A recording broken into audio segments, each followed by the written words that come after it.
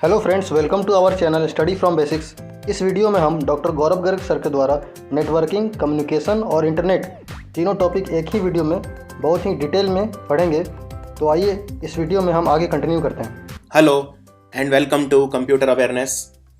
इस वीडियो में एक काफ़ी बड़ा चैप्टर मैं कवर करूंगा और काफ़ी इम्पॉर्टेंट, ऑलमोस्ट 30 से 40% सिलेबस इसी चैप्टर में है।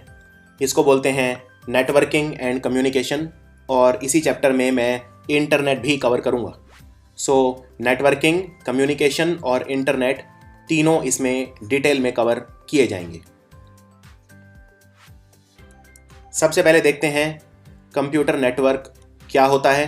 What is a computer network? Computer network is a collection of computers and devices which are connected via communicating devices and transmission media to enable transmission of meaningful data and information between them। मान लीजिए आप किसी computer net cafe में जाते हैं। Net cafe में वहाँ पर जो मेन पर्सन होता है उसके पास एक कंप्यूटर होता है और बहुत सारे केबिन बने हुए होते हैं। तो साइबर कैफ़े में जो ये केबिन बने हुए होते हैं, इनके अंदर जो इंटरनेट है वो मेन कंप्यूटर पे कनेक्टेड होता है और वहीं से सब में जाता है। कहने का मतलब ये है कि हर कंप्यूटर पे अलग अलग इंटरनेट नहीं लगा होता। हर कंप्यूटर पे एक ही जगह से इंटरनेट आ रहा होता है। इसी तरह अगर आप किसी कंपनी में देखते हैं, वहाँ पे हज़ारों वर्कर होते हैं जो कंप्यूटर पे काम करते हैं और वो सारे इंफॉर्मेशन शेयर करते हैं एक दूसरे के साथ, वो क्या काम कर रहे हैं, और जो इम्पोर्टेंट फाइल्स होती हैं वो सारे लोग आपस में शेयर कर पाते हैं। यानी कि वो एक कंप्यूटर नेटवर्क पे काम कर रहे हैं। नेटवर्क होता है किसी भी चीज़ का नेटवर्क। जिस तरह लोगों का नेटवर्क होता है, आपस में नेटवर्किंग करते हैं, मतलब हम दूसरे लोगों से बना के रखते हैं, उसको बोलते हैं नेटवर्किंग करना। इसी तरह अगर बहुत सारे कंप्यूटर इकट्ठे हो जाएं और साथ में कुछ और डिवाइसेस भी उनमें लगा दिए जाएं तो वो एक नेटवर्क की तरह काम करते हैं। मान लीजिए आप एक ऑफिस में काम करते हैं और वहाँ पे 20 कंप्यूटर हैं और एक प्रिंटर है, पर आप 20 में से किसी भी कंप्यूटर पे अगर प्रिंट कमांड देंगे तो वो प्रिंटर प्रिंट करेगा। यानी आपको 20 अलग अलग प्रिंटर खरीदने की ज़रूरत नहीं है 20 कंप्यूटर के लिए। एक ही प्रिंटर 20 कंप्यूटर पे काम कर सकता है। क्यों? क्योंकि वो एक नेटवर्क बना देंगे आप, तो वो प्रिंटर भी काम करेगा। तो नेटवर्क का मतलब होता है जब आप बहुत सारे कंप्यूटर और डिवाइसेस को एक साथ इकट्ठा कर देते हैं, जिससे जो यूज़फुल सिग्नल है वो उनके बीच में आपस में ट्रांसफ़र किए जा सकें, उसे बोलते हैं नेटवर्क। अब देखते हैं कि जो डेटा ट्रांसमिशन होता है, डेटा ट्रांसमिशन मतलब जो यूज़फुल इंफॉर्मेशन है उसको डाटा बोलते हैं। डाटा मतलब इंफॉर्मेशन। तो जो डेटा है, वो जो यूज़फुल डेटा है वो एक कंप्यूटर से दूसरे कंप्यूटर में या एक डिवाइस से दूसरे डिवाइस में जो ट्रांसफ़र होता है उसको बोलते हैं ट्रांसमिशन। ट्रांसमिशन मतलब एक जगह से दूसरी जगह पे किसी चीज़ का जाना, उसको बोलते हैं ट्रांसमिशन।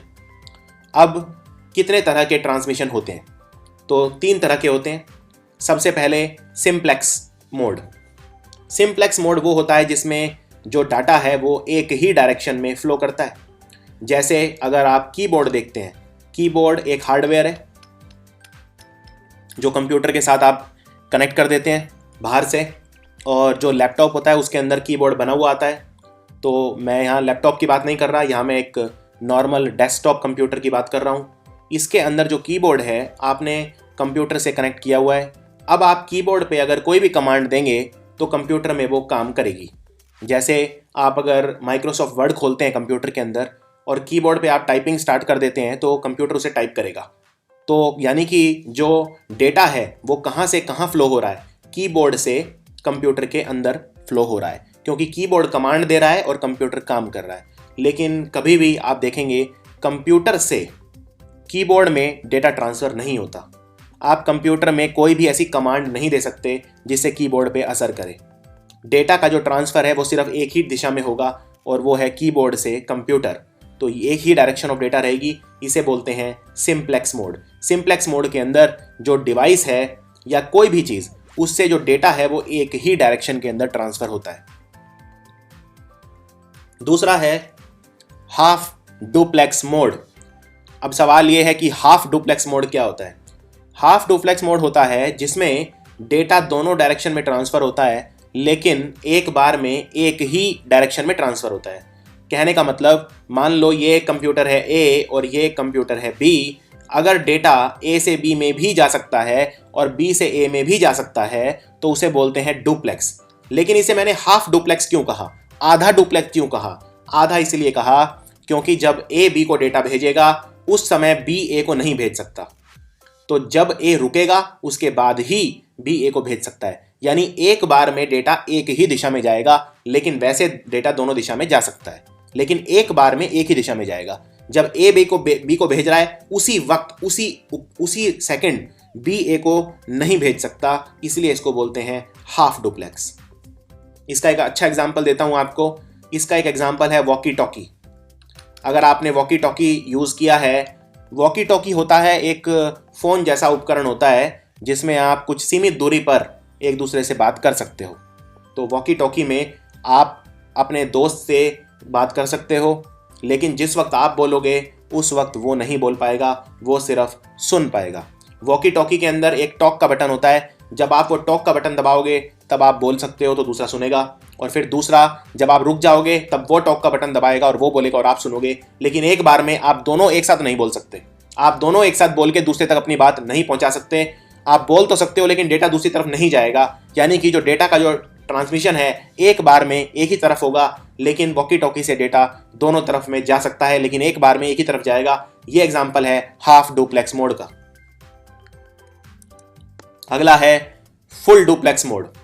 फुल डुप्लेक्स मोड में ए से बी और बी से ए, यानी दो डिवाइसेस आपस में ट्रांसफर कर सकते हैं डेटा, जो कि मतलब होता है डुप्लेक्स का। लेकिन ये फुल डुप्लेक्स है। फुल डुप्लेक्स का मतलब उसी मोमेंट पे ए भी बी में भेज सकता है और बी भी ए में डेटा भेज सकता है। मैं इसका एक बड़ा अच्छा आपको एग्जांपल देता हूं। इसका एग्जांपल है टेलीफोन। टेलीफोन पे जब आप किसी से बात करते हैं तो उसी सेम टाइम पे आप भी उससे बोल सकते हैं और उस तक अपनी बात पहुंचा सकते हैं, और वो भी बोल के अपनी बात पहुंचा सकता है। और ये आपने देखा भी होगा, कई बार आप कुछ कहने की जल्दी में होते हैं और दूसरे वाला भी, तो आप दोनों एक दूसरे को एक साथ बोलते रहते हैं और सुनते रहते, आप बोलते भी रहते हैं एक दूसरे को और दूसरे की सुनते भी रहते हैं। तो डेटा उसी वक्त उसी क्षण दोनों दिशाओं में ट्रांसफर किया जा सकता है। इसे कहते हैं फुल डुप्लेक्स मोड। यहाँ पे ये दो कंप्यूटर हैं, एक ए और एक बी, और ए और बी दोनों डेटा एक दूसरे में भेज सकते हैं, लेकिन साइमल्टेनियसली, यानी एक साथ एक ही क्षण पर भेज सकते हैं। इसलिए इसे कहते हैं फुल डुप्लेक्स मोड। अब अगला चीज ये है समझने वाली, नेटवर्क टोपोलॉजी क्या होती है। नेटवर्क टोपोलॉजी, देखिए नेटवर्क टोपोलॉजी होता है किस तरह से जो नेटवर्क के कई सारे जो नोड हैं वो एक दूसरे से कनेक्ट किए जा रहे हैं, इसको बोलते हैं नेटवर्क टोपोलॉजी। बहुत इंपॉर्टेंट चीज़ है। आप जैसे मान लो आपने अपनी एक कंपनी खोली और आपके 4 वर्कर हैं। अब चारों वर्कर को आपने एक कंप्यूटर दे दिया और चारों वर्कर को जो इन्फॉर्मेशन चाहिए वो आपसे चाहिए होती है। यानी आपने ऐसा सिस्टम किया कि आप अगर कुछ इन्फॉर्मेशन अपनी फाइल शेयर करना चाहें तो चारों वर्कर उसे एक्सेस कर सकते हैं, चारों वर्कर के पास आप उसे भेज सकते हैं। तो यानी कि आपने एक नेटवर्क टोपोलॉजी क्रिएट की। यानी नेटवर्क को बनाने के कई तरीके होते हैं। नेटवर्क क्या होता है? बहुत सारे कंप्यूटर जब एक साथ होते हैं उसे नेटवर्क बोलते हैं, लेकिन वो बहुत सारे कंप्यूटर को रखने का, कनेक्ट करने का भी एक तरीका होता है, उसे बोलते हैं नेटवर्क टोपोलॉजी। तो ये काफ़ी इंपॉर्टेंट टॉपिक है नेटवर्क टोपोलॉजी। इसको ध्यान से सुनिए, ध्यान से समझिए और फिर आपको इसमें डाउट नहीं होगा। ये थोड़ा सा मुश्किल चैप्टर है, जो मेरे स्टूडेंट्स इंजीनियर हैं उनके लिए थोड़ा सा आसान रहेगा, खासकर आईटी इंजीनियर या कंप्यूटर इंजीनियर, क्योंकि उनके लिए ये बहुत बेसिक्स हैं। लेकिन वो छात्र जो इंजीनियर नहीं है या जो कंप्यूटर के किसी भी क्षेत्र से नहीं आते, उनके लिए समझना थोड़ा सा कठिन रहेगा। लेकिन मैं कोशिश करूँगा कि सरल भाषा में आप तक ये लेकर आऊँ। ये अगर आपने टॉपिक समझ लिया तो आपका समझ लीजिए 50% कंप्यूटर का सिलेबस हो गया।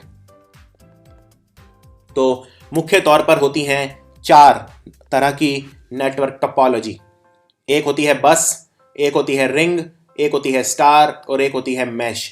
मैं रिपीट कर देता हूं, बस होती है, रिंग होती है, स्टार होती है और मैश होती है। तो ये है नेटवर्क टोपोलॉजी। तो टोपोलॉजी की डेफिनेशन मैंने आपको बताई थी, एक और सरल डेफिनेशन मैं आपको बताना चाहता हूं। और टोपोलॉजी का मतलब है layout of connected devices on a network. यानी एक नेटवर्क के ऊपर कितने डिवाइसेस या कितने कंप्यूटर आपने कनेक्ट किए हैं, वो किस तरह से कनेक्ट किए हैं, उनका डिज़ाइन क्या है, इसको कहते हैं टोपोलॉजी। तो ये है टोपोलॉजी। एक मैश, स्टार, बस, रिंग, ये तो मैं बता चुका हूँ। दो और होती हैं, हालांकि उतनी इंपॉर्टेंट नहीं है, लेकिन आपको पता होनी चाहिए, ट्री और हाइब्रिड टोपोलॉजी। तो एक एक करके सब पे नज़र डालेंगे, सबके देखेंगे क्या एडवांटेजेस हैं, क्या डिसएडवांटेजेस हैं। तो ये हैं, सबसे पहली है बस टोपोलॉजी। ये इसमें आप देख सकते हैं, ये सारे जो डिवाइसेस हैं ये मैंने कनेक्ट कर रखे हैं और बीच में एक ये तार जा रही है, इससे कनेक्ट कर रखे हैं। अब मान लो ये जो तार है अगर ये ख़राब हो जाए तो ये पांचों के पांचों कंप्यूटर काम नहीं करेंगे। तो ये पांचों के पांचों जो ये टोपोलॉजी है, ये है बस टोपोलॉजी। और ये है रिंग टोपोलॉजी। रिंग में एक गोलनुमा आकृति है, एक सर्कल, उसमें मैंने ये सारे डिवाइसेस कनेक्ट कर रखे हैं। ये पहला कंप्यूटर, ये दूसरा, ये तीसरा, चौथा, पांचवा, छठा, ये सारे कंप्यूटर मैंने इस तरह से कनेक्ट करे हुए हैं आपस में। तीसरी है स्टार टोपोलॉजी। इसमें बीच में है एक कंप्यूटर या जिसे हब कहते हैं, और इसके चारों तरफ मैंने ये डिवाइसेस इस तरह से कनेक्ट किए हुए हैं। उसके बाद ये कुछ और तरह की, ये उतनी इंपॉर्टेंट नहीं है। एक्सटेंडेड स्टार और हायरार्किकल, ये इंपॉर्टेंट नहीं है। और मैश काफ़ी इंपॉर्टेंट है। मैश के अंदर ये कंप्यूटर सारे एक दूसरे से कनेक्ट किए हुए हैं। तो रिंग में और मैश में ये फ़र्क है। रिंग में सिर्फ एक कंप्यूटर अपने अगले वाले दो से कनेक्टेड है, अपने बाजू वाले जो नेबर हैं उनसे कनेक्टेड है। जैसे अगर ये है 1, ये है 2 और ये है 3, तो 1, 2 और 3 से कनेक्टेड है, लेकिन 1 ये 5 से कनेक्टेड नहीं है, 4 से कनेक्टेड नहीं है। तो देखते हैं एक एक करके इनको डिटेल में। सबसे पहले शुरू करते हैं मैश टोपोलॉजी। मैश टोपोलॉजी के अंदर हर एक कंप्यूटर बाकी जितने भी कंप्यूटर हैं सबसे कनेक्टेड होता है। अब मान लीजिए ये आपका कंप्यूटर है और इससे आपको इन्फॉर्मेशन भेजनी है। ये कंप्यूटर है, मान लीजिए किसी पर्सन का, इसका नाम है रिंचू। तो ये वाला कंप्यूटर आपको रिंचू के कंप्यूटर से आपको इसमें इन्फॉर्मेशन भेजनी है। आपका नाम है मान लीजिए गौरव, और ये वाला कंप्यूटर है राज का। अब गौरव और राज का जो कंप्यूटर है वो आपस में ये कनेक्टेड है। तो गौरव राज को इन्फॉर्मेशन कोई भी भेज सकता है, और गौरव रिंचू को भी कोई इन्फॉर्मेशन भेज सकता है, क्योंकि गौरव और रिंचू का जो कंप्यूटर है वो भी कनेक्टेड है। इसी तरह गौरव, मान लीजिए ये पर्सन है कोई डी, इसे भी भेज सकता है, और डी राज को भी भेज सकता है, डी रिंचू को भी भेज सकता है, डी, यानी सारे कंप्यूटर एक दूसरे से आपस में कनेक्टेड हैं। अब एक बात बताइए, अगर इस तरह से कंप्यूटर हमें ट्रांसफ़र करने हो, आपस में ट्रांसमिट करने हो, कनेक्ट करने हो, तो इसका एडवांटेज क्या है? आप खुद ही सोच सकते हैं। मैश टोपोलॉजी, या आपने एक जाल, मैश मतलब होता है जाला, जैसे मकड़ी जाला बुनती है। अभी आपने जाला तो बुन दिया, सारे कंप्यूटर एक दूसरे से कनेक्ट कर दिए, लेकिन इसका एक नुकसान भी है। नुकसान ये है कि जो आपकी केबल लगेगी, जो तार लगेगी, बहुत ज़्यादा लगेगी, यानी ये काफ़ी कॉस्टली हो जाता है, क्योंकि इतनी सारी तारें आपको बिछानी पड़ेंगी कंप्यूटर को आपस में कनेक्ट करने के लिए। तो ये थोड़ा सा एक डिसएडवांटेज है इसका। लेकिन एडवांटेज क्या है? एडवांटेज ये है कि अगर मान लीजिए कोई कंप्यूटर ख़राब हो जाता है, मान लीजिए ये राज का कंप्यूटर ख़राब हो जाता है, तो बाकी के कंप्यूटरों पे कोई फ़र्क नहीं पड़ेगा, क्योंकि ये बाकी के आपस में एक दूसरे से कनेक्टेड हैं। तो ऐसा नहीं है कि राज की ज़रूरत किसे है, राज की ज़रूरत किसी को भी नहीं है, क्योंकि बाकी कंप्यूटर एकदम स्वतंत्र हैं। गौरव चाहे तो अभी भी रिंचू को, डी को, या इस कंप्यूटर को, किसी को भी डेटा ट्रांसफ़र कर सकता है और उससे डेटा रिसीव भी कर सकता है। तो ये एडवांटेज और डिसएडवांटेज है। तो आइए नज़र मारते हैं। तो मैश टोपोलॉजी का मतलब होता है जहां हर डिवाइस एक पॉइंट टू पॉइंट लिंक होता है जिसका दूसरे डिवाइस के साथ, यानी सारे डिवाइस जब एक दूसरे से कनेक्टेड होते हैं उसको बोलते हैं मैश टोपोलॉजी। तो इसके एडवांटेजेस क्या क्या हैं? एडवांटेजेस हैं, सबसे पहला, they use dedicated link, so each link can only carry its own data load, so traffic problem can be avoided. इसमें जो ट्रैफिक प्रॉब्लम है वो नहीं होता है, क्योंकि जो जितने भी एक सारे लिंक हैं ये अपना डेटा खुद कैरी करते हैं, अपना डेटा लोड खुद कैरी करते हैं, इसलिए इसमें कोई ट्रैफिक प्रॉब्लम नहीं होता है। क्योंकि मान लीजिए ये कंप्यूटर आपने आपस में सारे कनेक्ट कर दिए हैं, तो ऐसा नहीं है कि किसी कंप्यूटर के ऊपर ज़्यादा लोड है, किसी कंप्यूटर के ऊपर कम लोड है। अगर इन्फॉर्मेशन इस कंप्यूटर से इस कंप्यूटर में आनी है तो ये आसानी से आ जाएगी, किसी के थ्रू नहीं आएगी। प्रॉब्लम तब होती है डेटा लोड की जब किसी दूसरे कंप्यूटर पर निर्भरता हो जाती है। जैसे रिंग टोपोलॉजी होती है, उसमें क्या होता है, मान लीजिए ये 4 कंप्यूटर हैं। अब इस वाले कंप्यूटर से, ये ए मान लेता हूँ, ये बी, ये सी, ये डी। अब ए वाले को अगर सी में डेटा भेजना है तो डायरेक्टली नहीं भेज सकता, क्योंकि मैश में क्या है, मैश में तो ए और सी डायरेक्टली कनेक्टेड हैं आपस में। लेकिन रिंग में आपस में कनेक्टेड नहीं होते।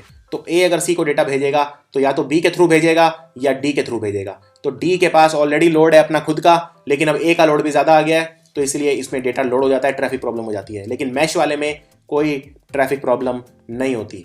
दूसरा सबसे बड़ा फ़ायदा इसमें यह है, अगर कोई एक लिंक डैमेज हो जाए तो बाकी अफेक्ट नहीं होंगे, ये मैं आपको बता चुका हूँ। तो ऐसा नहीं है कि एक लिंक डैमेज होने से सारे कोई अफेक्ट हो जाएगा, कोई भी अफेक्ट नहीं होगा, क्योंकि सबके अपने अपने लिंक हैं, सब एक दूसरे से कनेक्टेड है। दूसरा, इसमें प्राइवेसी और सिक्योरिटी रहती है।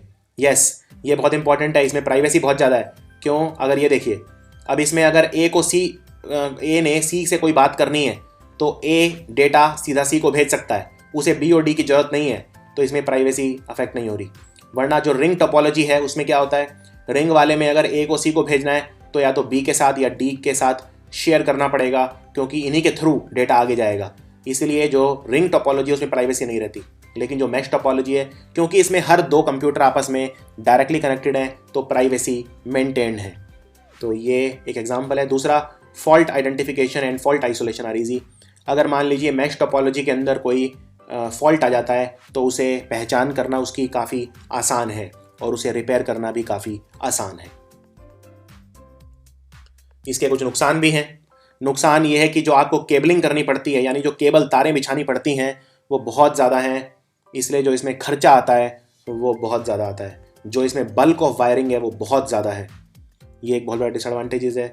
दूसरा, जो इसमें अब तारें इतनी ज़्यादा हैं तो जो नंबर ऑफ पोर्ट चाहिए वो भी बहुत ज़्यादा है। क्योंकि मान लो ये है, अब ये कंप्यूटर है ए, ये है बी, ये है सी, ये है डी, ये है ई। अब पोर्ट क्या होता है? पोर्ट वो होता है जिसके अंदर तारें घुसाई जाती हैं।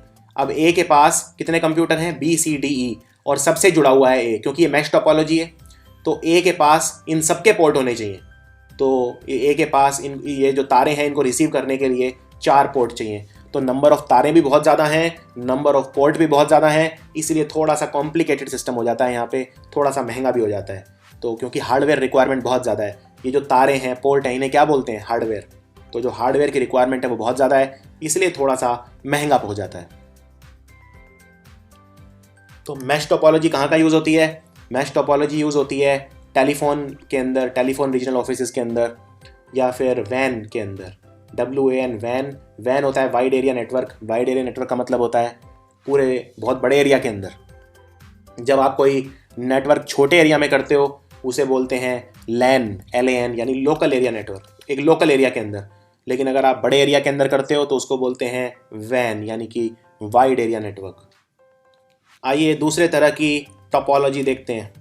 दूसरे तरह की जो टोपोलॉजी है इसका नाम है स्टार टोपोलॉजी।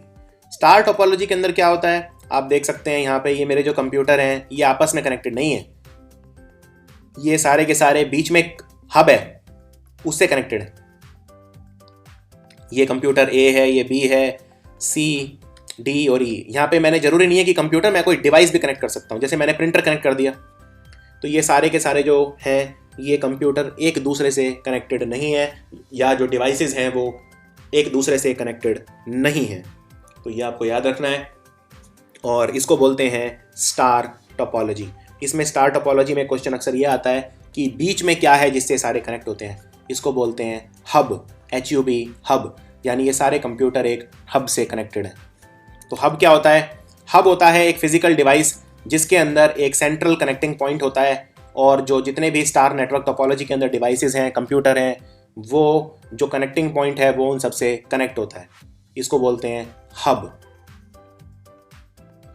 तो स्टार टोपोलॉजी होती क्या है? यहाँ पे जैसा मैंने बताया, जो भी डिवाइस हैं उनका कनेक्शन होता है सिर्फ बीच में, जो सेंट्रल में जो कंट्रोलर है उससे, जिसको हब कहा जाता है। वो एक एक्सचेंज का काम करता है। आई रिपीट, एक्सचेंज का काम करता है।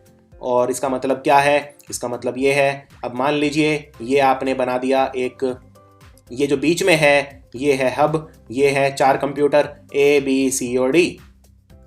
अगर A को D के साथ कोई बात करनी है, कोई इंफॉर्मेशन एक्सचेंज करनी है, तो वो हब के थ्रू करेगा। यानी कि हब जो है वो एक एक्सचेंज का काम करता है। अगर A और B को आपस में इंफॉर्मेशन एक्सचेंज करनी है तो वो भी हब के थ्रू करेंगे, ए और सी को करनी है वो भी हब के थ्रू करेंगे, सी और बी को करनी है तो भी, सी और डी को करनी है तो भी। तो किसी भी दो डिवाइसेस को आपस में अगर इंफॉर्मेशन एक्सचेंज करनी है तो सारी हब के थ्रू जाएगी, यानी हब एक तरह का एक्सचेंज का काम करता है। जो इंडिविजुअल डिवाइसेस हैं या कंप्यूटर हैं उनके बीच में डायरेक्ट ट्रैफिक नहीं होता है, सारा का सारा ट्रैफिक होता है हब के थ्रू। सो ट्रांसमिशन या traffic are occurred only through the central hub. तो ये आपको याद रखना है। तो इसके फ़ायदे क्या हैं और नुकसान क्या हैं? फ़ायदा तो ये है, आपको इतनी ज़्यादा तारें नहीं बिछानी, तो लेस एक्सपेंसिव है, खर्चा कम आता है स्टार टोपोलॉजी के अंदर, क्योंकि जो हर डिवाइस है वो सिर्फ हब से कनेक्टेड है। जितने भी डिवाइस हैं सिर्फ हब से कनेक्टेड हैं, एक दूसरे से कनेक्ट नहीं है। इसको तारें कम बिछानी है, केबलिंग कम करनी है, पोर्ट्स की ज़रूरत कम है, इंस्टॉलेशन आसान है, कॉन्फ़िगरेशन आसान है, केबलिंग कम चाहिए, मैश के मुकाबले कम चाहिए। और अगर एक लिंक फेल हो जाए तो सिर्फ वही वाला अफेक्ट होगा, बाकी अफेक्ट नहीं होंगे। क्यों अफेक्ट नहीं होंगे? मान लीजिए ये वाला कंप्यूटर फेल हो जाता है, ठीक है, तो इन तीनों की सेहत पे कोई फ़र्क नहीं पड़ेगा, ये अपना काम कर रहे हैं क्योंकि हब से कनेक्टेड है। तो जो भी इन्हें इन्फॉर्मेशन चाहिए या जो भेजनी है ये हब को दे सकते हैं। तो ये आसान है। इसमें भी जो फॉल्ट है वो आइडेंटिफाई करना आसान है। अगर कोई ख़राबी हो जाती है तो उसे रिपेयर करना आसान है, उसे आइडेंटिफाई करना आसान है। तो ये आपको याद रखना है। एक और इसमें फ़ायदा है, अगर मान लो मैं किसी कंप्यूटर को रिमूव कर दूं तो भी बाकियों पे कोई फ़र्क नहीं पड़ेगा, कोई डेटा इंटरप्ट नहीं होगा। डिसएडवांटेज क्या है? डिसएडवांटेज ये है कि ये टोपोलॉजी जो है इसमें थोड़ी सी डिपेंडेंसी हो जाती है। किसके ऊपर? मान लो अगर ये बीच वाला हब ख़राब हो जाए तो सारा ख़त्म खेल, क्योंकि सब इसी से कनेक्टेड है। मान लो मैंने 8 कंप्यूटर कनेक्ट कर दिए इस तरह से 1 2 3 4 5 6 7 8 और बीच में सारे हब से कनेक्टेड हैं। अगर मान लो हब ही ख़राब हो जाए, यानी जो मेन सर्वर है बीच में, अब वो डिपेंड करता है, हब कुछ भी हो सकता है। हब एक सर्वर की तरह भी काम कर सकता है या सिर्फ एक इंफॉर्मेशन एक्सचेंज की तरह भी काम कर सकता है। अब अगर बीच वाला हब अगर ख़राब हो जाए तो उस पर डिपेंडेंसी बहुत ज़्यादा है। अगर हब ख़राब हो जाए तो पूरा का पूरा सिस्टम डेड हो जाएगा, पूरा का पूरा सिस्टम ख़राब हो जाएगा। तो ये आपको याद रखना है। और ये भी जो स्टार टोपोलॉजी है, एक नुकसान और है इसका, थोड़ी सी ये और ज़्यादा थोड़ी सी इसमें भी कॉम्प्लिकेटेड है। कॉम्प्लिकेटेड मैश के मुकाबले तो आसान है, क्योंकि मैश में तो बहुत ही ज़्यादा कॉम्प्लिकेटेड होती है, इतनी सारी तारें बिछाई होती हैं, लेकिन ये भी थोड़ी सी कॉम्प्लिकेटेड है कंपेयर टू जो और आसान टोपोलॉजी हैं जो मैं बताऊंगा, जैसे रिंग टोपोलॉजी और बस टोपोलॉजी। तो ये यूज़ कहाँ पे होती है स्टार? ये यूज़ होती है हाई स्पीड लैन के अंदर, और बेसिकली लैन के अंदर यूज़ होती है, लोकल एरिया नेटवर्क के अंदर ये यूज़ की जाती है। अगला है बस टोपोलॉजी। बस टोपोलॉजी क्या होती है? ये देखिए फोटो, बस टोपोलॉजी। बस टोपोलॉजी के अंदर ये सारे लाइन से बिछाए होते हैं, एक ही लाइन के अंदर सारे बिछाए हुए होते हैं। तो ये इसमें जो सारा कम्युनिकेशन होता है वो बीच के लाइन से होता है, यानी सेंट्रल केबलिंग होती है, और उससे सारे डिवाइसेस कनेक्ट होते हैं। इसमें आप देख सकते हैं ये जो बीच में लाइन है, मैं आपको ये मार्क करके दिखाता हूँ, थोड़ा सा ध्यान से सुनिए। ये बस टोपोलॉजी क्या है? ये इसमें बहुत सारे कंप्यूटर कनेक्ट कर दिए मैंने, और ये जो बीच वाली लाइन है, ये देखिए, ये बीच वाली लाइन है, ये वाली, ये सारे इससे कनेक्टेड हैं। अब अगर ये बीच वाली लाइन में कोई फॉल्ट आ जाए तो ये सारा डेड हो जाएगा सिस्टम। तो इसमें और दूसरी बात, इसमें जैसे ये कंप्यूटर है ए, ये है बी, ये है सी, ये है डी, ये है ई और ये है एफ। अब इसमें देखिए डेटा इंटरप्शन बहुत ज़्यादा हो जाता है, ट्रैफिक बहुत ज़्यादा हो जाता है। क्यों? मान लो ए को सी को इन्फॉर्मेशन भेजनी है, तो ए क्या करेगा? सेंटर की केबल में छोड़ देगा। ए और सी के बीच डायरेक्ट कनेक्शन तो कोई है नहीं, तो सारा कनेक्शन इसी केबल के थ्रू है। तो ए क्या करेगा? ए इस तार के अंदर अपना नेटवर्क छोड़ देगा, अपना कनेक्शन छोड़ देगा। तो ए ने जो इन्फॉर्मेशन भेजनी है वो ये जा रही है, ऐसे ये जा रही है। उसी टाइम पे मान लो बी को एफ को कोई इन्फॉर्मेशन भेजनी है, तो बी क्या करेगा? बी भी इसमें छोड़ देगा। यानी जो दो इन्फॉर्मेशन है आपस में क्लैश कर जाएंगी, आपस में एक दूसरे को इंटरप्ट करेंगी, ओवरलैप करेंगी, और डेटा जो है, डेटा की क्वालिटी गिर जाएगी। तो ये एक और बड़ा डिसएडवांटेज है इसके अंदर, बस टोपोलॉजी के अंदर। तो देखते हैं बस टोपोलॉजी के एडवांटेज और डिसएडवांटेज क्या क्या है। तो पहले देखते हैं बस टोपोलॉजी होती क्या है। तो बस टोपोलॉजी भी मल्टी पॉइंट होती है, यानी इसमें बहुत सारे जो पॉइंट्स होते हैं जिससे सारा कनेक्शन होता है। जैसे ये बीच की लाइन है और ये सारे इसमें कनेक्शन है, तो ये है बस टोपोलॉजी। यहाँ पे एक लॉन्ग केबल होती है जो एक रीढ़ की हड्डी का काम करती है, जिसमें सारे लिंक कनेक्ट होते हैं। तो ये जो है ये है वो रीढ़ की हड्डी सबकी, ये है वो लॉन्ग केबल, सेंट्रल केबल भी इसे कहा जाता है। दूसरी बात, ये वाला जो लाइन है, मान लो ये एक कंप्यूटर है, तो ये वाला जो लाइन है इसे बोलते हैं ड्रॉप लाइन। तो ड्रॉप लाइन होता है जो सेंट्रल केबल और कंप्यूटर को आपस में कनेक्ट करती है, यानी ये है ड्रॉप लाइन। अगर मान लो ये ड्रॉप लाइन में कोई खराबी आ जाए एक कंप्यूटर की, तो बाकी कंप्यूटर अफेक्ट नहीं होंगे, लेकिन अगर सेंट्रल लाइन में कोई खराबी आ जाए तो सारे बंद हो जाएंगे। फिर देखते हैं टैप। तो tap is the splitter that cut the main link. तो जो मेन लिंक है उसको स्प्लिट करता है, ये एक स्प्लिटर का काम करता है जो कट करता है मेन लिंक को, और इससे एक device, this allows only one device to transmit at a time. तो ये आपको याद रखना है। मैंने जैसा आपको बताया था, अब बस टोपोलॉजी, पहले मैं आपको ये फ़ोटो दिखाता हूँ। मान लो ये जो डिवाइस है ये वाला, ये इस कंप्यूटर को भेज रहा है कुछ, उसी टाइम पे ये भेज रहा है सी को भी कोई इस कंप्यूटर को कुछ भेजना है, तो ये दोनों भेज रहे हैं, लेकिन एक बार में एक ही भेज पाए, दोनों एक साथ ना भेज पाएँ, क्योंकि दोनों भेजेंगे तो डेटा करप्ट हो जाएगा और ओवरलैप करेगा, एक दूसरे के ऊपर मिल जाएगा। तो इसके लिए यूज़ होता है टैप। टैप क्या करता है, टैप पढ़िए क्या करता है। टैप एक स्प्लिटर का काम करता है जो मेन लिंक को कट कर देता है। So tap is the splitter that cuts the main link, और इससे जो डेटा है वो एक ही डिवाइस एक बार में ट्रांसफ़र कर पाता है। तो ये एक और एडवांटेज, ये एक और आप देख सकते हैं इसके अंदर, ये वाली जो लाइन है, ये जो बीच में तार देख रहे हैं आप, ये है सेंट्रल केबल, और ये वाली जो है ये है ड्रॉप लाइन। और ये ड्रॉप लाइन जब सेंट्रल केबल से जहाँ कनेक्ट होती है इसे बोलते हैं टी कनेक्टर या टोपोलॉजी कनेक्टर। सो बस टोपोलॉजी के एडवांटेज क्या हैं? बस टोपोलॉजी के एडवांटेज हैं, इसमें एक तो तार बहुत कम बिछानी पड़ती है, खर्चा बहुत कम लगता है। दूसरा, इसे इंस्टॉल करना बहुत आसान है क्योंकि ये बहुत ही सिंपल है। डिसएडवांटेज बहुत सारे हैं। डिसएडवांटेज क्या हैं? डिसएडवांटेज ये है सबसे बड़ा, तो अगर जो सेंट्रल लाइन है उसमें कोई ख़राबी आ जाए, सेंट्रल केबल जिसे रीढ़ की हड्डी कहते हैं, तो सारे के सारे ट्रांसमिशन ख़त्म हो जाएंगे, यानी सारे कंप्यूटर्स के बीच में जो आपस में जो डेटा ट्रांसफ़र हो रहा है वो नहीं हो पाएगा अगर सेंट्रल लाइन में कोई ख़राबी आ जाए तो। दूसरा, इसमें कमी कहाँ पे है, पूरे सिस्टम में ख़राबी कहाँ पे है वो पहचानना मुश्किल है, क्योंकि अगर मान लीजिए सी में डेटा नहीं आ रहा ए से, तो ये पता करना बहुत मुश्किल है कि ए से सी के बीच में विकार कहाँ पे है, क्योंकि ए और सी डायरेक्टली कनेक्टेड नहीं है, बीच में और भी बहुत सारे इनके बीच में डिवाइस आ सकते हैं, तो सब में देखना पड़ेगा। और दूसरा, जो इसमें जो क्वालिटी है सिग्नल की वो काफ़ी कम हो जाती है, क्योंकि जो सिग्नल है वो आपस में इंटरफेयर करता है एक दूसरे के साथ। 2 या 3 डिवाइस हैं वो आपस में एक दूसरे के सिग्नल के साथ, डेटा ट्रांसफ़र के साथ इंटरफेयर कर सकते हैं। तो मेनली हम इसे यूज़ करते हैं बस टोपोलॉजी को कंप्यूटर मदरबोर्ड के अंदर। मोस्ट कंप्यूटर मदरबोर्ड्स उसके अंदर बस टोपोलॉजी यूज़ होती है। अगली है रिंग टोपोलॉजी। रिंग टोपोलॉजी क्या होती है? रिंग टोपोलॉजी होती है एक सर्कल में कनेक्ट कर रखे हैं कंप्यूटर। मैं आपको दिखा देता हूँ डायग्राम, आपको आसान लगेगा। ये देखिए, ये मेरे जो कंप्यूटर हैं मैंने इन्हें एक सर्कल में कनेक्ट कर दिया।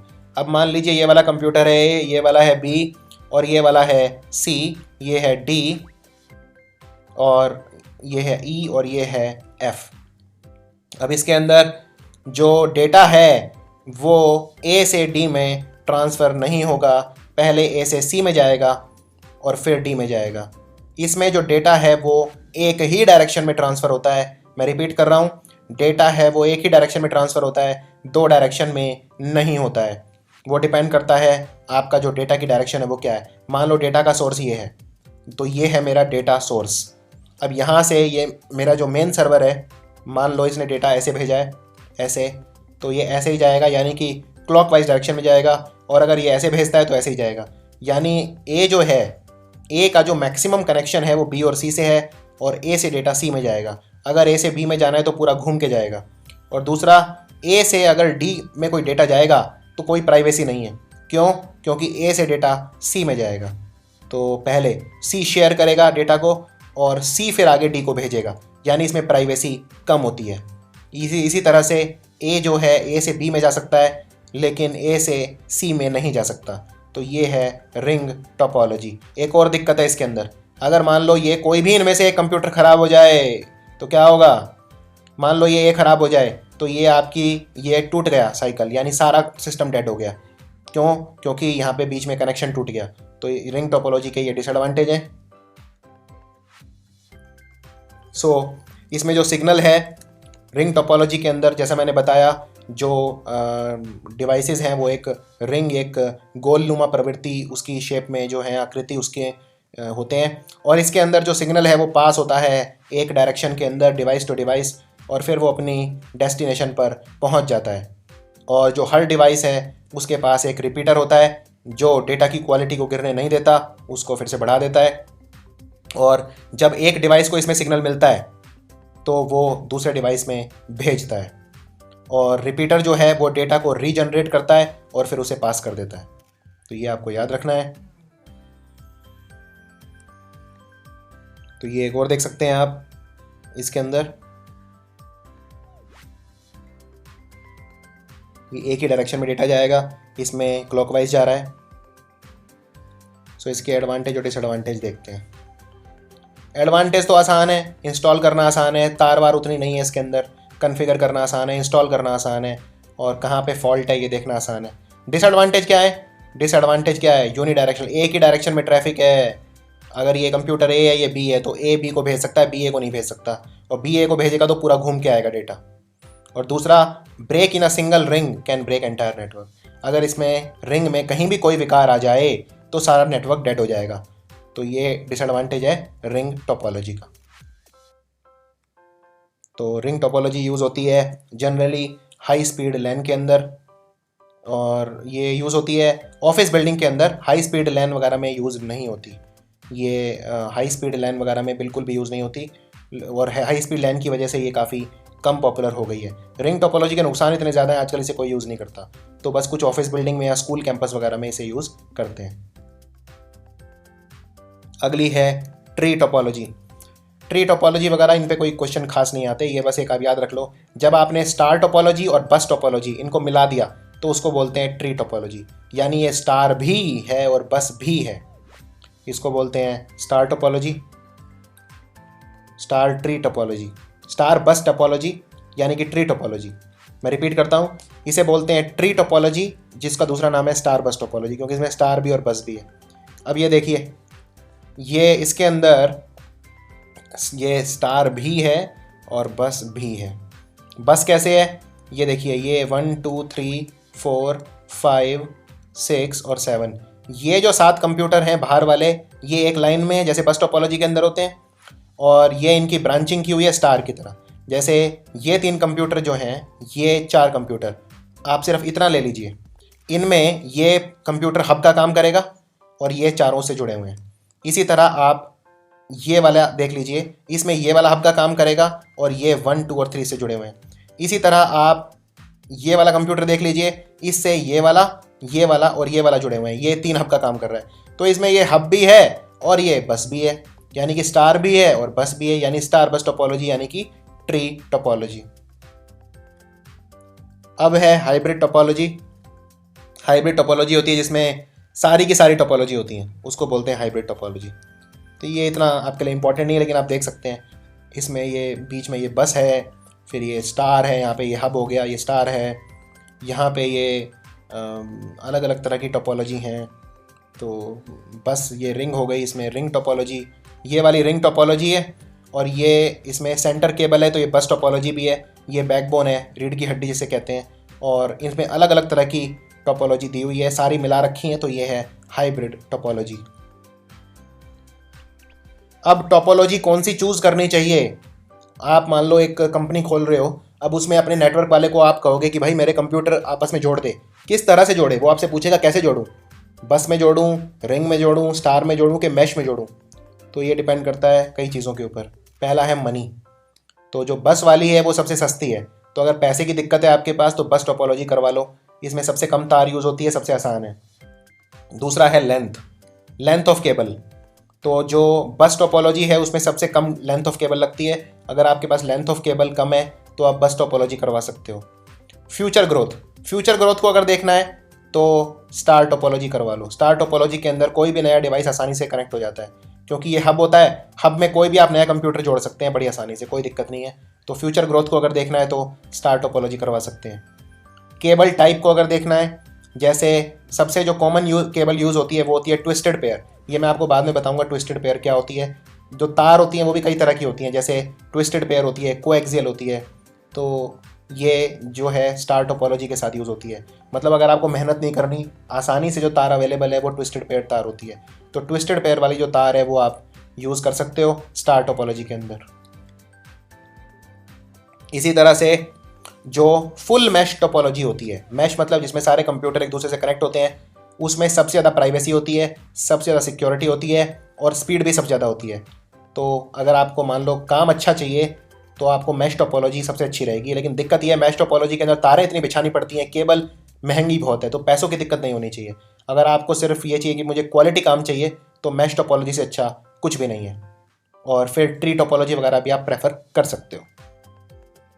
अब बात करते हैं कंप्यूटर के जो नेटवर्क होते हैं वो कितने तरह के होते हैं ज्योग्राफिकल बेसिस के ऊपर। ज्योग्राफिकल बेसिस मतलब कौन कितना एरिया कवर कर रहा है। 3 तरह के होते हैं, लैन, मैन और वैन। तो ये छोटे से बड़ा होता जाता है। लैन सबसे छोटे एरिया में होता है, जैसे कुछ घरों के अंदर होगा लैन।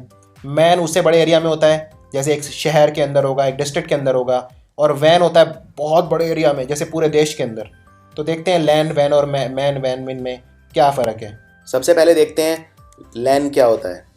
लैन होता है local area network. Local area जैसा मैंने बताया, एक बहुत ही सीमित एरिया के अंदर, जैसे एक घर हो सकता है, एक क्लासरूम हो सकता है, एक बिल्डिंग हो सकता है, उसके अंदर जो नेटवर्क होगा, जो कंप्यूटर्स को कनेक्ट करेगा, उसे बोलते हैं लैन। दूसरा है मैन। मैन मतलब मेट्रोपॉलिटन एरिया नेटवर्क। तो ये एक नेटवर्क है जो कंप्यूटर्स को कनेक्ट करता है कई सारे लैन के ऊपर, यानी एक बड़े एरिया के अंदर। जैसे एक शहर है, एक टाउन है, तो ये लार्जर एरिया कवर करता है लैन से, लेकिन छोटा एरिया कवर करता है वैन से। और वैन होता है वाइड एरिया नेटवर्क। तो वैन होता है एक नेटवर्क जो एक काफ़ी बड़ा एरिया कवर करता है, जैसे एक बहुत बड़ा कंट्री या बहुत बड़ा कॉन्टिनेंट, बहुत बड़ा द्वीप, जैसे इंटरनेट। इंटरनेट एक तरह का वैन है। अब देखते हैं नेटवर्क आर्किटेक्चर क्या होता है। नेटवर्क आर्किटेक्चर का मतलब होता है आपने जो कंप्यूटर का नेटवर्क है वो किस तरह से डिज़ाइन किया है। इसको नेटवर्क मॉडल भी बोला जाता है या नेटवर्क आर्किटेक्चर भी बोला जाता है। यानी आपने कंप्यूटर का जो आर्किटेक्चर है, कंप्यूटर का जो नेटवर्क है, वो किस तरह से डिज़ाइन किया है, उसको बोलते हैं नेटवर्क मॉडल या नेटवर्क आर्किटेक्चर। 2 तरह का ये होता है, एक होता है क्लाइंट सर्वर और दूसरा होता है peer to peer. I repeat, एक होता है क्लाइंट सर्वर मॉडल और एक होता है पीयर टू पीयर मॉडल। तो ये देख सकते हैं, आपको बड़ा आसान है ये समझना। ये है क्लाइंट सर्वर।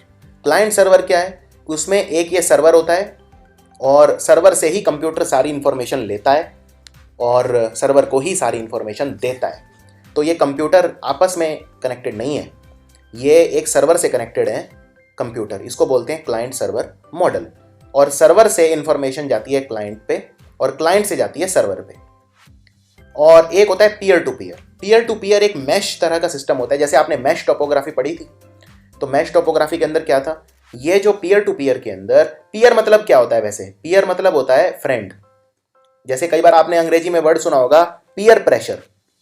पीयर प्रेशर मतलब जो आपके साथ पढ़ने वाले हैं उनका प्रेशर। तो आपके साथ जो पढ़ते हैं आपके फ्रेंड्स। उसी तरह पीयर के अंदर, जैसे जो क्लाइंट सर्वर है, इसके अंदर एक होता है बॉस और बाकी होते हैं उसकी आज्ञा मानने वाले, उसका ऑर्डर मानने वाले। तो सर्वर है बॉस और ये जो क्लाइंट हैं ये हैं उनके सबऑर्डिनेट, यानी उनकी आज्ञा मानने वाले। ये लेकिन सारा जो कंट्रोल है वो सर्वर के पास है। लेकिन पीयर टू पीयर में ऐसा नहीं है। पीयर टू पीयर के अंदर क्या है, जो क्लाइंट हैं ये डिस्ट्रीब्यूटेड क्लाइंट है।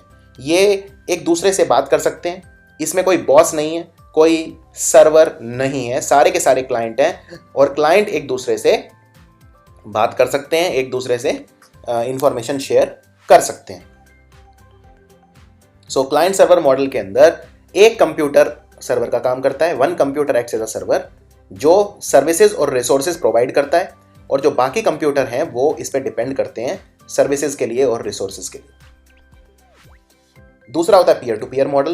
पीयर टू पीयर मॉडल के अंदर सर्वर नहीं होता है, there is no server. Each computer has an equal capability to access all the services and resources available on the network. Network के ऊपर जो भी सर्विसेज और रिसोर्सेज अवेलेबल हैं उसे हर कंप्यूटर इक्वली कैपेबल है उसको एक्सेस करने के लिए, हर कंप्यूटर का समान अधिकार है। सो जो क्लाइंट सर्वर रिलेशनशिप है वो ये वाली है और पीयर टू पीयर ये वाली है। सो क्लाइंट इनिशिएट कम्युनिकेशन, क्लाइंट जो है वो कम्युनिकेशन इनिशिएट करता है। क्लाइंट जो है, ये क्लाइंट है कंप्यूटर, ये सर्वर से रिक्वेस्ट करेंगे और सर्वर फिर उन्हें जवाब देगा। पीयर टू पीयर के अंदर ऐसा कुछ नहीं है, कोई भी कंप्यूटर इनिशिएट कर सकता है कम्युनिकेशन को, कम्युनिकेशन स्टार्ट कर सकता है, कोई रिक्वेस्ट करने की ज़रूरत नहीं है और कोई रिक्वेस्ट किसी सर्वर से कनेक्ट करने की ज़रूरत नहीं है। क्लाइंट ही आपस में करते हैं, क्लाइंट ही आपस में रिक्वेस्ट जनरेट करते हैं, क्लाइंट ही आपस में जवाब देते हैं। तो इनके एडवांटेज और डिसएडवांटेज देखते हैं। जो क्लाइंट और सर्वर मॉडल है इसका एडवांटेज है कि ये सिक्योर होता है, वेरी सिक्योर ऑपरेटिंग सिस्टम, क्योंकि इसके अंदर जो सर्वर है उस पर सब कुछ निर्भर करता है, तो सर्वर जनरली बहुत सिक्योर बनाए जाते हैं। परफॉर्मेंस बहुत अच्छा होता है, जो सर्वर होता है वही सारा मैनेज करता है, तो आपको सारे कंप्यूटर मैनेज करने की ज़रूरत नहीं है। आप सिर्फ सर्वर को अच्छे से अगर मैनेज कर पाओगे तो आप आसानी से पूरा सिस्टम मैनेज कर पाओगे। इसमें सर्वर का आपको बैकअप चाहिए, सिर्फ हर कंप्यूटर का अलग अलग बैकअप नहीं चाहिए, और इसमें काफ़ी रिलायबल है, काफ़ी विश्वसनीय है, क्योंकि इसमें सर्वर काफ़ी विश्वसनीय होता है। डिसएडवांटेज इसका ये है, इसमें हार्डवेयर ज़्यादा लगता है, क्योंकि इसके अंदर आप सर्वर एक एक्स्ट्रा यूज़ कर रहे हो और सर्वर पे आप फिर बहुत सारे हार्डवेयर यूज़ करोगे, सर्वर खुद एक हार्डवेयर है और ये काफ़ी एक्सपेंसिव होता है। पीयर टू पीयर मॉडल का एडवांटेज क्या है कि ये एक्सपेंसिव कम है, काफ़ी इसमें जो चलाना इसे काफ़ी आसान है, और इसके अंदर जो नेटवर्क ऑपरेटिंग सिस्टम है और एप्लीकेशन सॉफ्टवेयर है दोनों होते हैं, और ये छोटे बिजनेसेस के लिए और होम यूज़र्स के लिए काफ़ी आइडियल होता है, क्योंकि बहुत ज़्यादा सिक्योरिटी की ज़रूरत नहीं है मुझे इसमें। डिसएडवांटेज क्या है, उतना सिक्योर नहीं है और इसको बैकअप करना बहुत मुश्किल है, क्योंकि इसमें जो सारे क्लाइंट हैं आपको सबका बैकअप करना पड़ेगा। इसमें तो अगर आप सर्वर का बैकअप बना देंगे, ख़राब हो जाए उस केस में सिर्फ सर्वर का बैकअप बना दो, तो सर्वर अगर ख़राब हो गया तो आप वापस इसमें सर्वर का बैकअप कर सकते हो, दोबारा डाल सकते हो, सर्वर काम दोबारा करेगा। इसमें सारे कंप्यूटर का बैकअप आपको करना पड़ेगा, क्योंकि सबके पास रिसोर्सेज एंड सर्विसेज हैं। अब देखते हैं कंप्यूटर नेटवर्क की इंपॉर्टेंस क्या होती है। ये नेटवर्क हम बनाते क्यों हैं, ये इतने सारे कंप्यूटर का नेटवर्क? तो मेन कारण है शेयर करने के लिए, information, file, data, information share करने के लिए। मान लो आप एक किसी कंपनी में काम करते हो और वहाँ पे आप 5 दोस्त हो जो काम कर रहे हो, आपके पांचों के कैबिन अलग अलग हैं। अब ऐसा तो है नहीं हर छोटी चीज़ के लिए आप पांचों एक दूसरे के पास पेन ड्राइव लेके जाओगे और डेटा शेयर करोगे। अगर आप नेटवर्क से कनेक्टेड हो तो आप इसमें एक कॉमन फोल्डर ले सकते हो, उस कॉमन फोल्डर में आप वो सारी चीज़ें डाल सकते हो और उसे हर कोई फिर यूज़ कर सकता है। यानी आप फाइल शेयर कर सकते हो, डेटा शेयर कर सकते हो, इंफॉर्मेशन शेयर कर सकते हो। तो मेनली शेयरिंग के लिए हम ये सब करते हैं। आप रिसोर्सेज शेयर कर सकते हो, जैसे प्रिंटर, स्कैनर, जैसा मैंने बताया था 20 कंप्यूटर और प्रिंटर एक है, तो एक ही प्रिंटर आप 20 के 20 कंप्यूटर शेयर कर सकते हैं, लेकिन आपको उसके लिए 20 कंप्यूटर का एक नेटवर्क बनाना पड़ेगा। फिर इंटरनेट कनेक्शन शेयर करने के लिए मैंने आपको एग्जांपल दिया था, साइबर कैफ़े है। साइबर कैफ़े में आप अलग अलग इंटरनेट कनेक्शन तो लगवाओगे नहीं हर कंप्यूटर पे, तो आपको एक ही कंप्यूटर से आप सबके ऊपर इंटरनेट शेयर कर सकते हो। फिर ईमेल वगैरह हैं, आपको ईमेल वगैरह सर्विसेज शेयर करनी है, बेटर कम्युनिकेशन करना है, चैटिंग सर्विसेज यूज़ करनी है, इन सब में भी आप नेटवर्क क्रिएट कर सकते हो और नेटवर्क इसलिए इंपॉर्टेंट काफ़ी रहता है। आईपी एड्रेस क्या होता है? देखिए, आईपी एड्रेस होता है, जैसे आप अगर मान लीजिए आप एक शहर के अंदर रहते हैं और शहर के अंदर आपका एक एड्रेस है कि आप कहाँ रहते हैं, जिससे आपको पहचाना जा सकता है। इसी तरह से जो इंटरनेट है, पूरा का पूरा इंटरनेट को एक शहर मान लीजिए, और इंटरनेट एक पूरा शहर है, दुनिया में हर कोई इंटरनेट से कनेक्टेड है, लेकिन हर एक का एक एड्रेस है, उसे बोलते हैं आईपी एड्रेस, यानी कि इसे बोलते हैं internet protocol address. Internet protocol address, protocol का मतलब होता है रूल्स। अगर जनरल इंग्लिश में प्रोटोकॉल का मतलब देखा जाए तो रूल्स, यानी कि आपको भी वो रूल फॉलो करने पड़ेंगे। अब मान लीजिए आप कोशिश करते हैं किसी कंप्यूटर को हैक करने की, किसी कंप्यूटर के अंदर बिना परमिशन के घुसने की, तो आपका आईपी एड्रेस पकड़ के आपको जेल में डाल सकते हैं, क्योंकि आपका एक आईपी एड्रेस है, तो उससे आसानी से पहचान में आ जाएगा कि ये आईपी एड्रेस है जिसने कंप्यूटर को हैक किया। तो पुलिस आपको, जो साइबर क्राइम जो देखती है पुलिस, साइबर सेल होता है जो, वो आपके पास पहुंच जाएगा, आपका आईपी एड्रेस ट्रैक करेगा, और वो आईपी एड्रेस आपको कौन दे रहा है? इंटरनेट सर्विस प्रोवाइडर, यानी आईएसपी। तो मान लो आपने अगर घर में एयरटेल का इंटरनेट लिया हुआ है, तो एयरटेल कंपनी क्या है? Internet service provider. मान लो आपने एमटीएस का डोंगल लिया हुआ है, एक रशिया की कंपनी एमटीएस, इसका नेटवर्क चलता है, तो अगर एमटीएस का इंटरनेट लिया हुआ है तो एमटीएस क्या है? इंटरनेट सर्विस प्रोवाइडर, यानी आईएसपी। तो आपको आईपी एड्रेस कौन देता है? इंटरनेट सर्विस प्रोवाइडर यानी आईएसपी देता है, और फिर आप उससे नेटवर्क से कनेक्ट हो जाते हो और फिर आप तक आसानी से पहुंचा जा सकता है, क्योंकि वो आपका एड्रेस है इंटरनेट के ऊपर, एक नेटवर्क के ऊपर। अब देखते हैं नेटवर्क एडेप्टर या एनआईसी क्या होता है। नेटवर्क एडेप्टर यानी सिंपल एडेप्टर या एनआईसी। एडेप्टर हार्डवेयर होता है। हार्डवेयर मतलब जो भी चीज़ें हम कंप्यूटर में कनेक्ट करते हैं, जैसे माउस है, कीबोर्ड है, ये सब क्या है? ये सब हार्डवेयर है। तो ये एक हार्डवेयर होता है जिसे हम फिजिकली कनेक्ट करते हैं, जिससे हम किसी भी डिवाइस को, किसी भी कंप्यूटर को या किसी भी डिवाइस को, चाहे वो प्रिंटर हो, मुझे एक नेटवर्क के ऊपर प्रिंटर कनेक्ट करना है, प्रिंटर भी कर सकता हूँ मैं। मुझे सीपीयू कनेक्ट करना है, वो भी कर सकता हूँ। मुझे लैपटॉप कनेक्ट करना है, वो भी कर सकता हूँ। यानी किसी भी डिवाइस को मैं नेटवर्क पे कनेक्ट कर सकता हूँ। किससे? एडेप्टर से। तो एडेप्टर वो हार्डवेयर है, वो हार्डवेयर है जिससे मैं किसी भी डिवाइस को नेटवर्क पे फिजिकली कनेक्ट कर सकता हूँ। रिपीटर क्या होता है?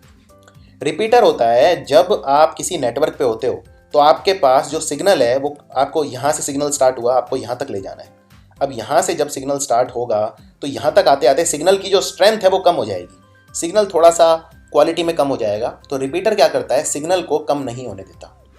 तो रिपीटर जो है वो जो डिग्रेडेड सिग्नल होता है, यानी कम हो चुका सिग्नल होता है, उसकी स्ट्रेंथ को बढ़ा देता है और उसे फिर पास कर देता है, उसे बोलते हैं रिपीटर। ब्रिज क्या होता है?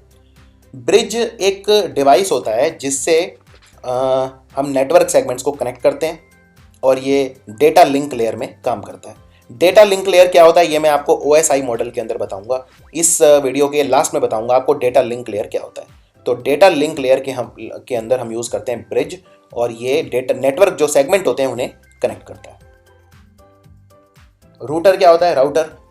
राउटर होता है जब आप दो या दो से ज़्यादा नेटवर्क के सेगमेंट को कनेक्ट करते हो तो उसे बोलते हैं राउटर, और राउटर है नेटवर्क लेयर पे काम करता है।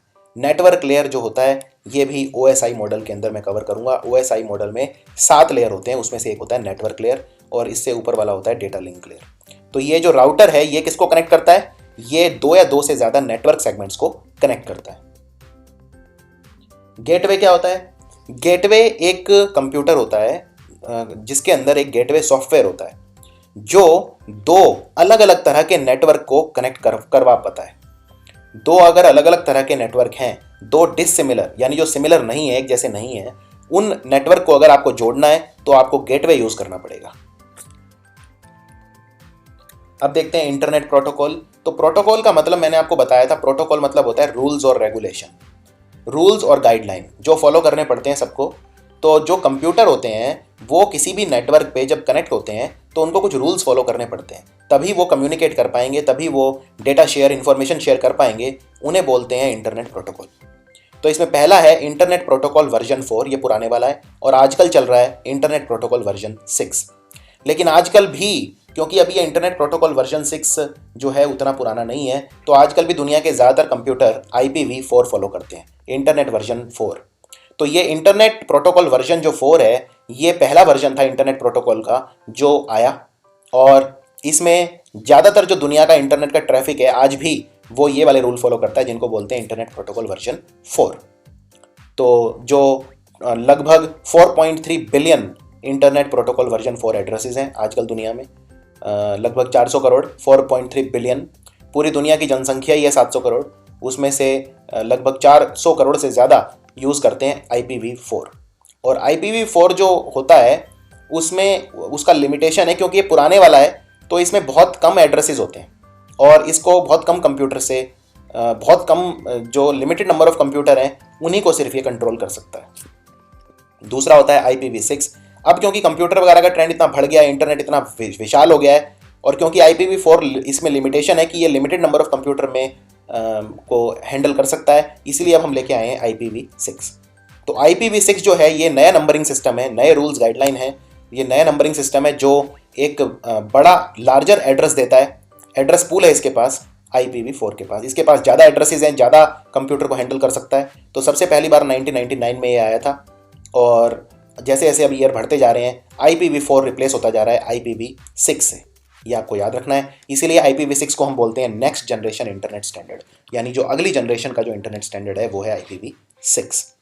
तो जैसे कई इंपॉर्टेंट वेबसाइट हैं जो IPv6 यूज़ करती हैं, जैसे Facebook, Google, Yahoo, Wikipedia, YouTube, ये सारे यूज़ करते हैं IPv6। तो IPv4 और IPv6 में फ़र्क क्या है? सबसे पहला फ़र्क तो ये है, IPv वर्जन जो 4 है, इंटरनेट प्रोटोकॉल वर्जन 4, वो 1 बाइट का डेसिमल नंबर यूज़ करता है और 4 नंबर यूज़ करता है। जैसे फॉर एग्जांपल ये आप IP एड्रेस देख रहे हो 192.168.1.1, ये है एड्रेस आपका, जिसे बोलते हैं इंटरनेट प्रोटोकॉल एड्रेस। तो आपने ज़्यादातर यही देखा होगा वेबसाइट खोलने के लिए। आपकी जो वेबसाइट होती है, आप अगर पता करना चाहते हैं आपके कंप्यूटर में IP एड्रेस क्या है, तो आप एक वेबसाइट खोलिए whatismyip.com। whatismyip.com अगर आप खोलेंगे तो वो आपको आपका IP एड्रेस बता देगा जो इंटरनेट सर्विस प्रोवाइडर ने आपके साथ शेयर किया हुआ है। तो ये जो पुराना हो गया है, लेकिन अब इस तरह से यूज़ नहीं करते हैं। जो नई वेबसाइट हैं वो अब यूज़ करती हैं IPv6। IPv6 के अंदर एक हेक्साडेसिमल नंबर होता है। मैं रिपीट करता हूँ, IPv4 जो है, ये सब चीज़ें बहुत इंपॉर्टेंट हैं, आप इनको समझ लीजिए। और मैं काफ़ी सरल भाषा में आपको समझा रहा हूँ। मैंने ये इस तरह से तैयार करा है ये वीडियो कि आप जो इंजीनियरिंग बैकग्राउंड के नहीं है वो भी कुछ ना कुछ इससे सीख सकते हैं। तो जो वर्जन 4 है, इसका ये जो एड्रेस देता है ये इस तरह का देता है। इसमें ये डॉट होते हैं बीच में और 4 नंबर होते हैं, पहला नंबर, दूसरा नंबर, तीसरा नंबर, चौथा नंबर, और चारों अलग अलग होते हैं डॉट से। ये बीच में डॉट देख रहे हैं, तो ये है इंटरनेट प्रोटोकॉल वर्जन 4 और इसको बोलते हैं IP एड्रेस। लेकिन जो इंटरनेट प्रोटोकॉल वर्जन 6 है वो हेक्साडेसिमल नंबर यूज़ करता है, हेक्साडेसिमल नंबर, और वो बीच में सेपरेट होते हैं कोलोन से। 2 डॉट जब हम लगा देते हैं, इनको कोलोन कहा जाता है, COLON, कोलोन। तो जैसे फॉर एग्जांपल अब ये देख सकते हैं आप, ये एक नंबर है, ये दूसरा है, ये तीसरा, चौथा, ये पांचवा। तो ऐसे इसमें हेक्साडेसिमल नंबर हम यूज़ करते हैं और इनको बीच में हम सेपरेट करते हैं कोलोन से। जो पैकेट साइज होता है इंटरनेट प्रोटोकॉल वर्जन 4 में, वो होता है सिर्फ 576 बाइट्स।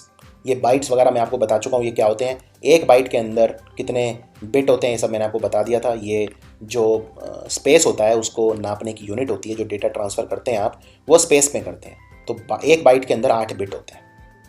पैकेट साइज़ जो वर्जन 6 में होता है, क्योंकि ये नया है, ज़्यादा डेवलप्ड है, इसमें साइज़ ज़्यादा है, इसमें पैकेट साइज़ है 1280 बाइट्स। ये सब आपको याद रखनी है चीज़ें MCQs के लिए। जो ब्रॉडकास्ट फीचर होता है वो अवेलेबल है इंटरनेट प्रोटोकॉल वर्जन 4 में, और जो ब्रॉडकास्ट फीचर है वो इंटरनेट प्रोटोकॉल वर्जन 6 में अवेलेबल नहीं है।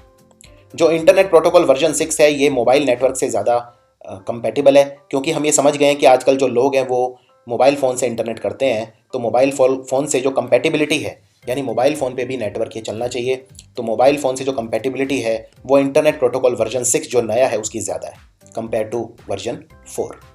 और जो इंटरनेट प्रोटोकॉल वर्जन 6 है आजकल ये इतना यूज़ नहीं हो रहा है, सिर्फ अभी भी दुनिया में सिर्फ 1% लोग इसे यूज़ करते हैं। जो 1% नेटवर्क है उसे यूज़ करते हैं। 99% आज भी यूज़ होता है पुराने वाला internet protocol version 4।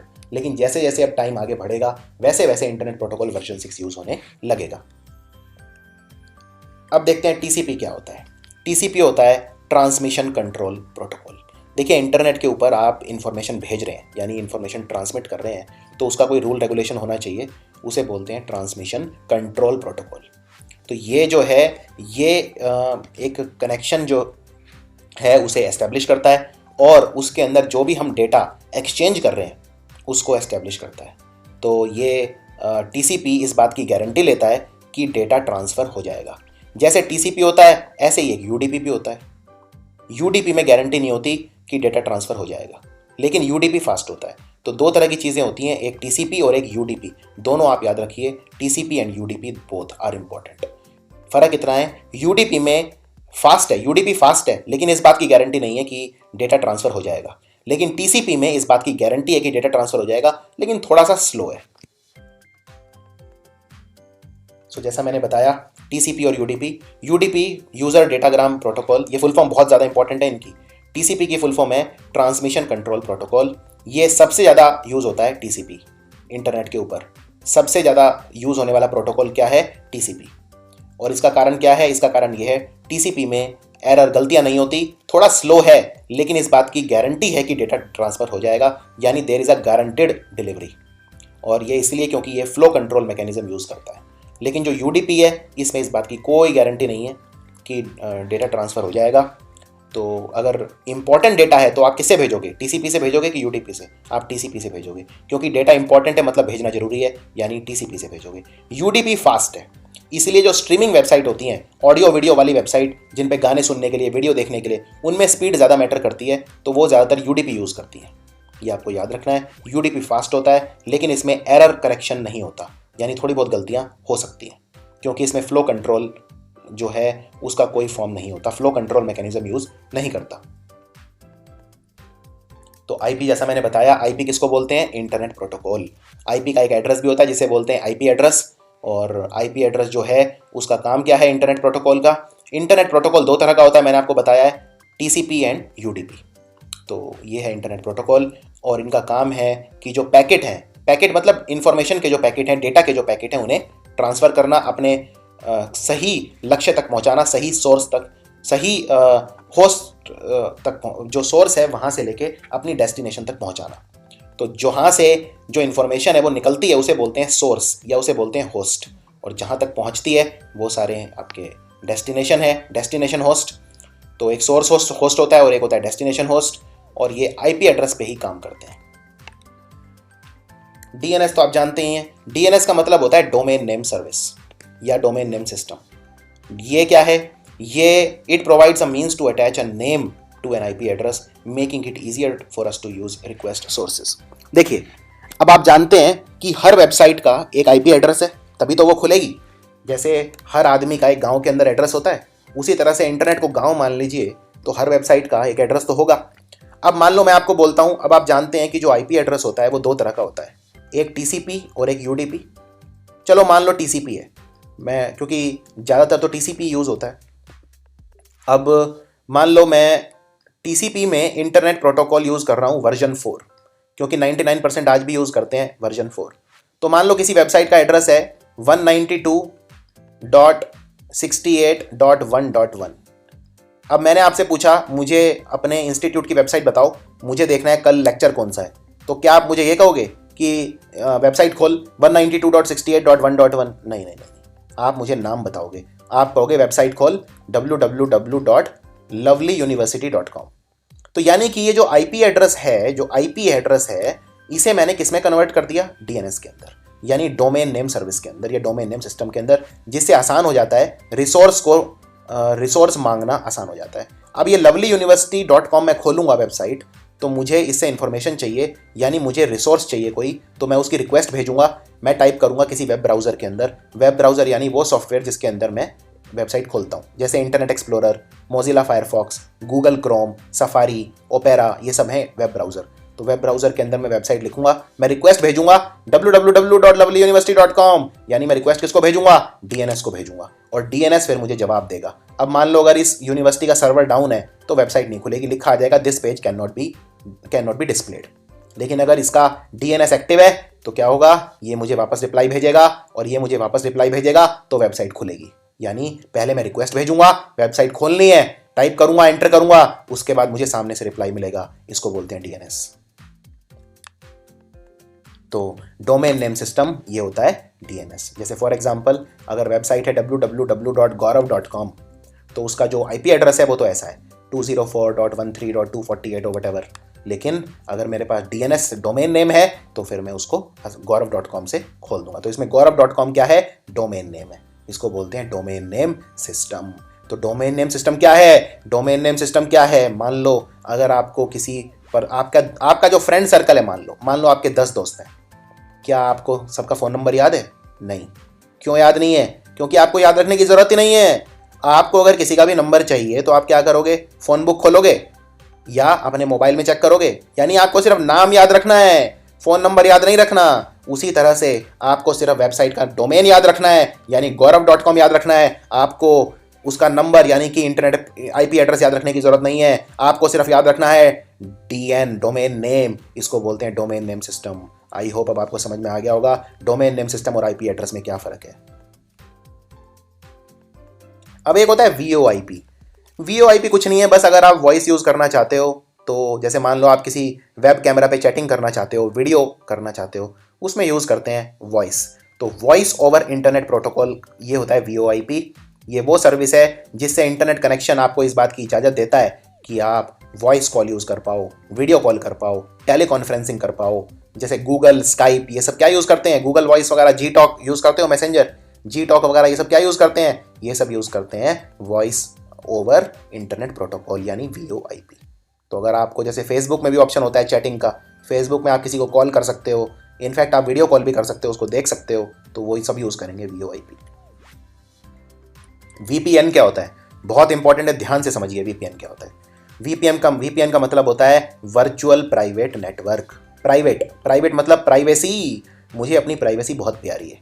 For example, अब ध्यान से सुनिए, मान लो मैं बहुत सिक्योरिटी चाहता हूँ, क्लियर, मैं बहुत ज़्यादा सिक्योरिटी चाहता हूँ।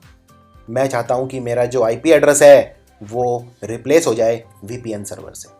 जैसे मान लो जो IP एड्रेस है, VPN की मदद से क्या कर पाते हो आप? VPN की मदद से आप सीक्रेटली एक्सेस कर सकते हो कोई चीज़, सीक्रेटली। तो ये हाई सिक्योरिटी देने के लिए और प्राइवेसी देने के लिए यूज़ होता है प्राइवेट और पब्लिक नेटवर्क के ऊपर, खासकर जैसे वाईफाई के ऊपर या इंटरनेट के ऊपर।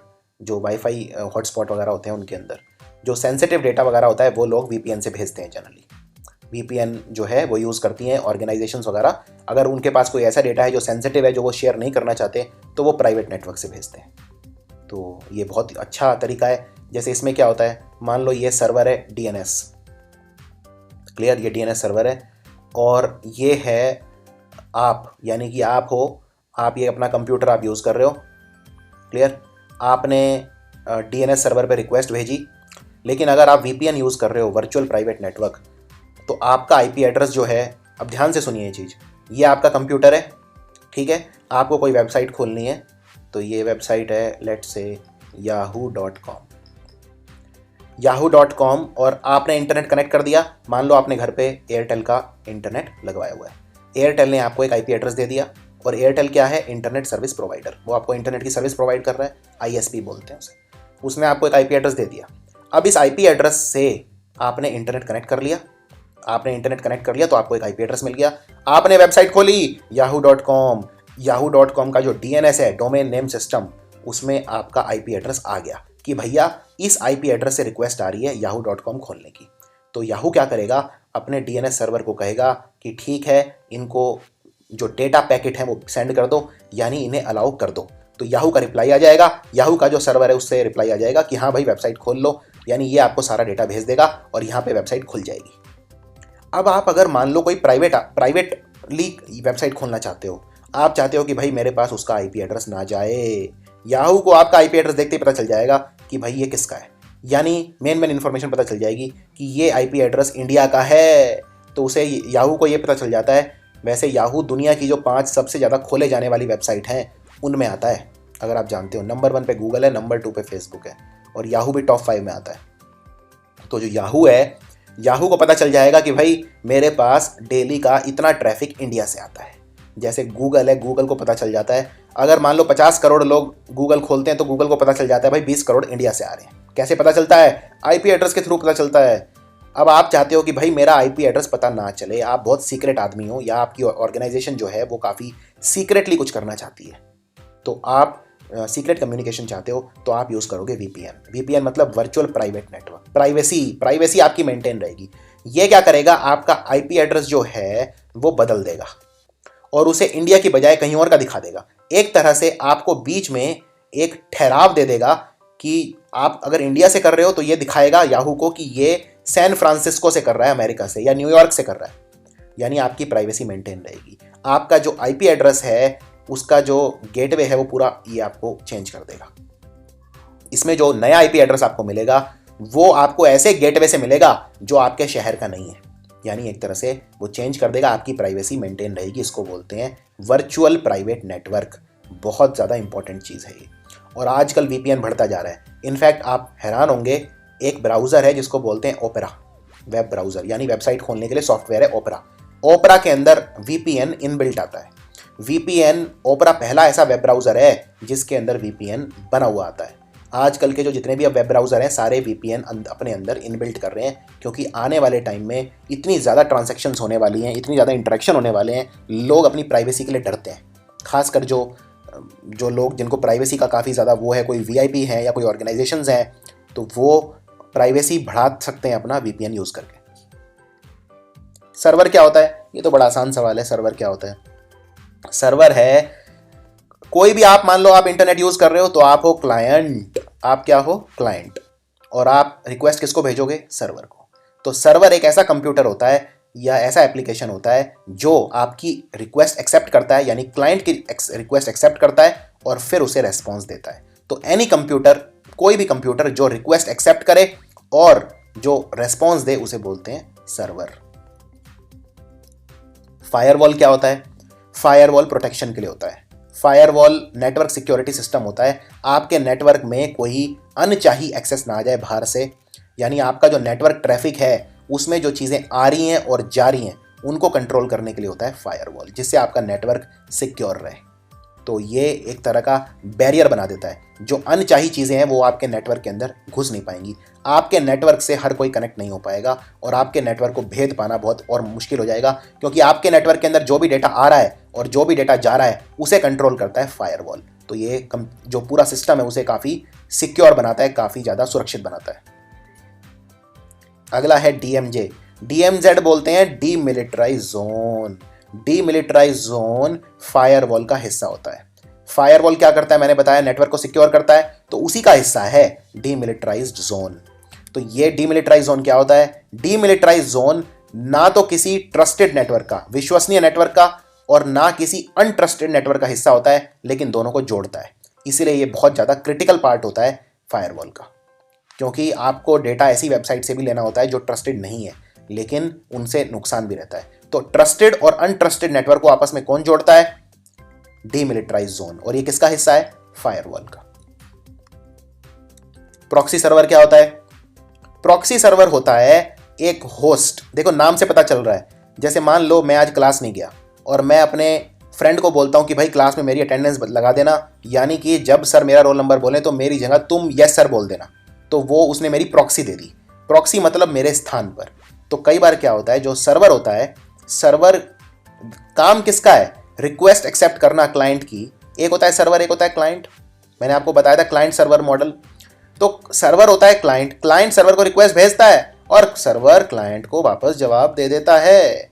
लेकिन अगर मान लो सर्वर जो है उसमें बहुत ज़्यादा डेटा आ रहा है, इतना वो हैंडल ही नहीं कर पा रहा, तो सर्वर डाउन हो जाता है। कई बार इसकी वजह एक प्रॉक्सी सर्वर भी यूज़ किया जा सकता है।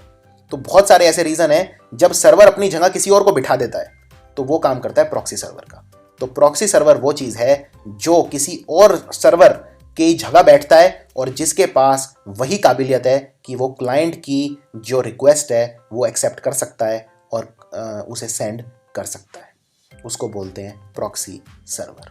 तो प्रॉक्सी सर्वर कैसे काम करता है? प्रॉक्सी सर्वर जो सेंडर है और जो रिसीवर है उनको इंटरसेप्ट करता है, उनके कनेक्शंस को, और जितना भी इनकमिंग डेटा है वो उसे उसमें एक पोर्ट में जाता है और वो जो दूसरा नेटवर्क है उसे दूसरे पोर्ट से जोड़ देता है, आगे उसे फॉरवर्ड कर देता है। तो डायरेक्ट एक्सेस है दो नेटवर्क के बीच में, वो ब्लॉक कर देता है। और प्रॉक्सी सर्वर की वजह से जो हैकर्स होते हैं वो इतनी आसानी से वेबसाइट या कोई भी सिस्टम हैक नहीं कर पाएंगे, क्योंकि बीच में एक और सर्वर आ जाएगा, उसे बोलते हैं प्रॉक्सी सर्वर। तो मान लो ये एक और नेटवर्क है, एक काम और बताता हूँ प्रॉक्सी सर्वर का। ये नेटवर्क 1 है, ये नेटवर्क 2 है। तो ये दो नेटवर्क हैं। दो नेटवर्क को आपस में अगर जोड़ दिया तो नेटवर्क 1 जो यूज़ कर रहे हैं वो नेटवर्क 2 में अनऑथोराइज एक्सेस भी कर सकते हैं कई बार। लेकिन अगर बीच में एक प्रॉक्सी सर्वर आ गया तो इतना आसान नहीं रहेगा, क्योंकि नेटवर्क 1 पहले डेटा देगा प्रॉक्सी सर्वर को और प्रॉक्सी सर्वर फिर देगा डेटा नेटवर्क 2 को। तो ये काम है प्रॉक्सी सर्वर का। अब देखते हैं कुछ पोर्ट नंबर इंपॉर्टेंट प्रोटोकॉल के। पहला होता है फाइल ट्रांसफर प्रोटोकॉल, जिसको बोलते हैं FTP। बहुत इंपॉर्टेंट है, याद रखिए, फाइल ट्रांसफर प्रोटोकॉल। ये फाइल ट्रांसफर करने के लिए यूज़ होता है और इसका पोर्ट नंबर है 20। FTP कंट्रोल का है 21, SSH का है, रिमोट लॉगिन का है 22, टेलनेट का है 23, SMTP का है 25, DNS का है 853, HTTP यानी हाइपर टेक्स्ट ट्रांसफ़र प्रोटोकॉल, ये भी इंपॉर्टेंट है, बहुत पूछते हैं। हाइपर टेक्स्ट ट्रांसफ़र प्रोटोकॉल, जो सबसे ज़्यादा ट्रांसफ़र प्रोटोकॉल आजकल यूज़ होता है वो होता है HTTP। तो हाइपर टेक्स्ट ट्रांसफ़र प्रोटोकॉल का है 80, POP3 का है 110 और HTTPS का है 443। एक बात याद रखिए, ये HTTP और HTTPS में क्या फ़र्क है? इसमें S का मतलब है सिक्योर। जो सिक्योर नेटवर्क होते हैं वो HTTPS यूज़ करते हैं। जैसे मान लो कोई बैंक की वेबसाइट है, अब बैंक की वेबसाइट तो सिक्योर होनी चाहिए, वरना उसमें फ्रॉड किया जा सकता है, पैसा कोई निकाल सकता है। प्रॉपर पासवर्ड वगैरह सिस्टम होना चाहिए, तो वो HTTPS यूज़ करेगी। क्लाउड कंप्यूटिंग क्या होता है, ये एक इंपॉर्टेंट सवाल है। क्लाउड कंप्यूटिंग होता है एक तरह का कंप्यूटिंग जिसके अंदर आप जो कंप्यूटिंग के जो रिसोर्सेज हैं वो शेयर करते हो, बजाय इसके कि आपके पास लोकल सर्वर हो। तो जो रिसोर्सेज आप शेयर करते हो और लोकल सर्वर की बजाय, उसको बोलते हैं क्लाउड कंप्यूटिंग। मान लो मैंने अपना जो जितना भी डेटा है वो सारा डाल दिया क्लाउड के ऊपर। यहाँ पे क्लाउड का मतलब बादल नहीं है, ये एक तरह का एप्लीकेशन प्लेटफॉर्म, सॉफ्टवेयर प्लेटफॉर्म होता है। मैंने अपना सारा डेटा क्लाउड पे डाल दिया और उसके बाद मैं अगर किसी भी कंप्यूटर पे बैठूंगा तो मैं वो सारा डेटा क्लाउड से ले सकता हूँ। यानी मुझे वहाँ पे एक सर्वर बिठाने की ज़रूरत नहीं है कि हर बार मैं डेटा सर्वर से लूँ, तो क्लाउड पे डाल सकता हूँ। आजकल cloud computing is the next big thing. Cloud computing से ही सब ऑपरेट करते हैं क्योंकि ये सिक्योर काफ़ी ज़्यादा है। इसमें मान लो मैं एक कंप्यूटर पे बैठा, मैंने अपना सारा डेटा क्लाउड पे डाल दिया, मुझे अब इस कंप्यूटर की ज़रूरत ही नहीं है। क्यों? क्योंकि अब मैं जहाँ भी जाऊँगा मैं डेटा क्लाउड से लूँगा, कंप्यूटर से नहीं लूँगा। इंट्रानेट क्या होता है? देखिए, इंट्रानेट होता है अगर एक ही ऑर्गेनाइजेशन के अंदर आप यूज़ करते हैं तो वो इंटरनेट को, उसे इंटरनेट कह देते हैं। यानी internet within an organization. जब आप एक नेटवर्क यूज़ करते हैं किसी एक ऑर्गेनाइजेशन के अंदर तो उसे बोलते हैं इंट्रानेट। ये काफ़ी सिक्योर होता है क्योंकि आप एक ही ऑर्गेनाइजेशन के अंदर यूज़ कर रहे हैं, तो उसमें 50 कंप्यूटर हैं, सिर्फ वही 50 उस नेटवर्क को यूज़ कर सकते हैं, यानी वो है इंट्रानेट, यानी network within an organization. दूसरा है एक्स्ट्रानेट। अब इसमें क्या फ़र्क है? जैसे मान लो अगर मैं एक कंपनी हूँ, मान लो मैं हूँ flipkart.com। क्या हूँ मैं? flipkart.com। अब flipkart.com में रोज़ कितनी सेल हो रही है, ये क्या मैं सबके साथ शेयर करूँगा? नहीं, मैं अपनी सिर्फ ऑर्गेनाइजेशन के अंदर शेयर करूँगा, यानी इसे बोलते हैं इंट्रानेट। तो मैं एक ऐसा नेटवर्क जोड़ूंगा इसमें जो सिर्फ एक्सेस कर पाएंगे ऑर्गेनाइजेशन के ही जो सिस्टम है वो। लेकिन अब अगर मान लो मुझे फ्लिपकार्ट हूँ और मेरी जो कोरियर है कंपनी, उसका नाम है let's say gparcel.com। I repeat, मैं जिस कंपनी से कोरियर भेजता हूँ वो है gparcel.com। मैंने अपनी जो कोरियर सर्विसेज हैं, जो लोगों के घरों में जो शॉपिंग करते हैं सामान भेजने के लिए, मैंने जो कोरियर सर्विस यूज़ की है वो है gparcel.com। तो मेरे को ये डेटा शेयर करना पड़ेगा इसके साथ, gparcel.com के साथ। लेकिन सारा डेटा शेयर करने की ज़रूरत नहीं है मेरे को। मान लो आज कितने रुपए की सेल हुई, मान लो आज 500 करोड़ रुपए की सेल हुई flipkart.com पे। क्या मुझे ये डेटा gparcel.com के साथ शेयर करने की ज़रूरत है? नहीं। लेकिन कितने पार्सल मुझे भिजवाने हैं, क्या ये शेयर करने की ज़रूरत है? मान लो ये 500 करोड़ रुपए की जो कमाई हुई है ये 10 करोड़ पार्सल पे हुई है, या लेट्स से 10 लाख पार्सल हैं आज मुझे जो भिजवाने हैं। क्या मुझे ये डिटेल कि 10 लाख पार्सल, 10 लाख मेरी चीज़ें आज बिकी हैं, कितने की हैं ये 10 लाख चीज़ें? 500 करोड़। तो मुझे क्या शेयर करने की जरूरत है gparcel के साथ? 500 करोड़ रुपए या 10 लाख पार्सल? 10 लाख पार्सल मुझे शेयर करने की जरूरत है क्योंकि 10 लाख पार्सल मुझे करवाने हैं। तो मैं अपने सिस्टम में gparcel.com को अपने अंदरूनी सिस्टम में उन्हें एक्सेस दे दूंगा, उन्हें अलाउ कर दूंगा कि वो ये देख पाएं कि कितने पार्सल मुझे पार्सल करवाने हैं, लेकिन वो ये नहीं देख पाएंगे कि 500 करोड़ की बिक्री हुई है, या दुनिया भर की और चीज़ें नहीं देख पाएंगे। यानी अगर मेरा ये पूरा सिस्टम है जो मेरा इंट्रानेट है, अंदरूनी मेरा मामला है, मैं उसमें किसी बाहर के व्यक्ति को इतना हिस्सा एक्सेस करने की इजाज़त दे दूंगा, पूरे इजाज़त नहीं दूंगा, इतना एक्सेस कर पाएगा जो इनके काम का है। इसको बोलते हैं एक्स्ट्रानेट। एक्स्ट्रानेट यानी computer network that allows controlled access from outside to an organization's intranet. यानी कि ये जो gparcel.com है, मेरा जो इंट्रानेट है वो तो सिर्फ अंदरूनी लोग यूज़ करेंगे जो अंदर के भरोसेमंद व्यक्ति हैं, लेकिन क्योंकि मुझे कुछ इंफॉर्मेशन इसके साथ शेयर करनी है तो मैं उसे एक कंट्रोल्ड एक्सेस दे दूंगा, यानी कंट्रोल्ड अनुमति दे दूंगा कि भाई तुम इतना शेयर कर सकते हो मेरे नेटवर्क में। ये है एक्स्ट्रानेट। एक्स्ट्रा मतलब बाहर का व्यक्ति। तो बाहर के व्यक्ति को जब आप अपने घर में, ये इस तरह से समझिए, मान लो आपके घर कोई किराएदार आता है, तो आप किराएदार को कोई पूरा अपना घर थोड़े ना उसको घुसने दोगे। आप कहोगे भाई ये बाहर का कमरा तेरा है, यही तेरा घर है, हमारे घर के इस हिस्से में मत आना, मेरे घर में 10 कमरे हैं, ये बाहर वाला सिर्फ एक तुम्हारा है, यही तुम्हारा हिस्सा है। तो ये उसी तरह से बात है, जो पूरा घर है वो मेरा इंट्रानेट है और जो किराएदार ने ऑक्यूपाई करा है वो एक्स्ट्रानेट है। अब देखते हैं इंटरनेट क्या होता है। इंटरनेट तो आसान है समझना। इंटरनेट तो एक ग्लोबल सिस्टम है इंटरकनेक्टेड नेटवर्क का। तो हर एरिया का जो कंप्यूटर नेटवर्क वगैरह है वो सारे कनेक्ट हो जाते हैं आपस में इंटरनेट के ऊपर। तो ये तो बहुत बड़ी चीज़ है इंटरनेट। तो जैसा मैंने आपको बताया था, ये एक तरह का वैन है। वैन मतलब वाइड एरिया नेटवर्क है, जैसे पूरी दुनिया का, पूरे देश का। तो इंटरनेट पे हर कोई कनेक्ट होता है। और कैसे कनेक्ट होता है? प्रोटोकॉल यूज़ करता है, रूल रेगुलेशन फॉलो करता है, टीसीपी फॉलो करता है। टीसीपी मतलब ट्रांसफ़र कंट्रोल प्रोटोकॉल फॉलो करता है, या यूडीपी फॉलो करता है। कुछ तो फॉलो करना ही पड़ेगा। तो इसलिए इंटरनेट को बोलते हैं नेटवर्क ऑफ नेटवर्क्स, यानी कि जितने भी नेटवर्क हैं उनका भी नेटवर्क है इंटरनेट। सबको आपस में जोड़ दिया, दुनिया भर के जितने भी नेटवर्क हैं सबको जोड़ दिया, उसको बोलते हैं इंटरनेट। www क्या होता है? www होता है वर्ल्ड वाइड वेब। अब हर कोई, मान लो आप वेबसाइट खोलनी है आपको, मान लो आपको वेबसाइट खोलनी है gaurav.com। ये है डोमेन। डोमेन मतलब नाम। आईपी एड्रेस की बजाय मैं डोमेन यूज़ करता हूँ। आईपी एड्रेस को याद रखना मुश्किल होता है, डोमेन को याद रखना आसान होता है। तो gaurav.com, इसके आगे मैं लगा दूंगा www, यानी वर्ल्ड वाइड वेब। ये इसको कैसे डिफाइन करते हैं? इसको डिफाइन करते हैं resources and users on the internet that are using the hypertext transfer protocol. तो वर्ल्ड वाइड वेब को हम यूज़ करते हैं, ये वो लोग हैं जो HTTP यूज़ कर रहे हैं, यानी हाइपर टेक्स्ट ट्रांसफ़र प्रोटोकॉल को यूज़ कर रहे हैं, उन्हें बोलते हैं www। वो इसके आगे लगाएंगे। कई बार आप www ना भी लगाएं तो भी काम चल जाएगा।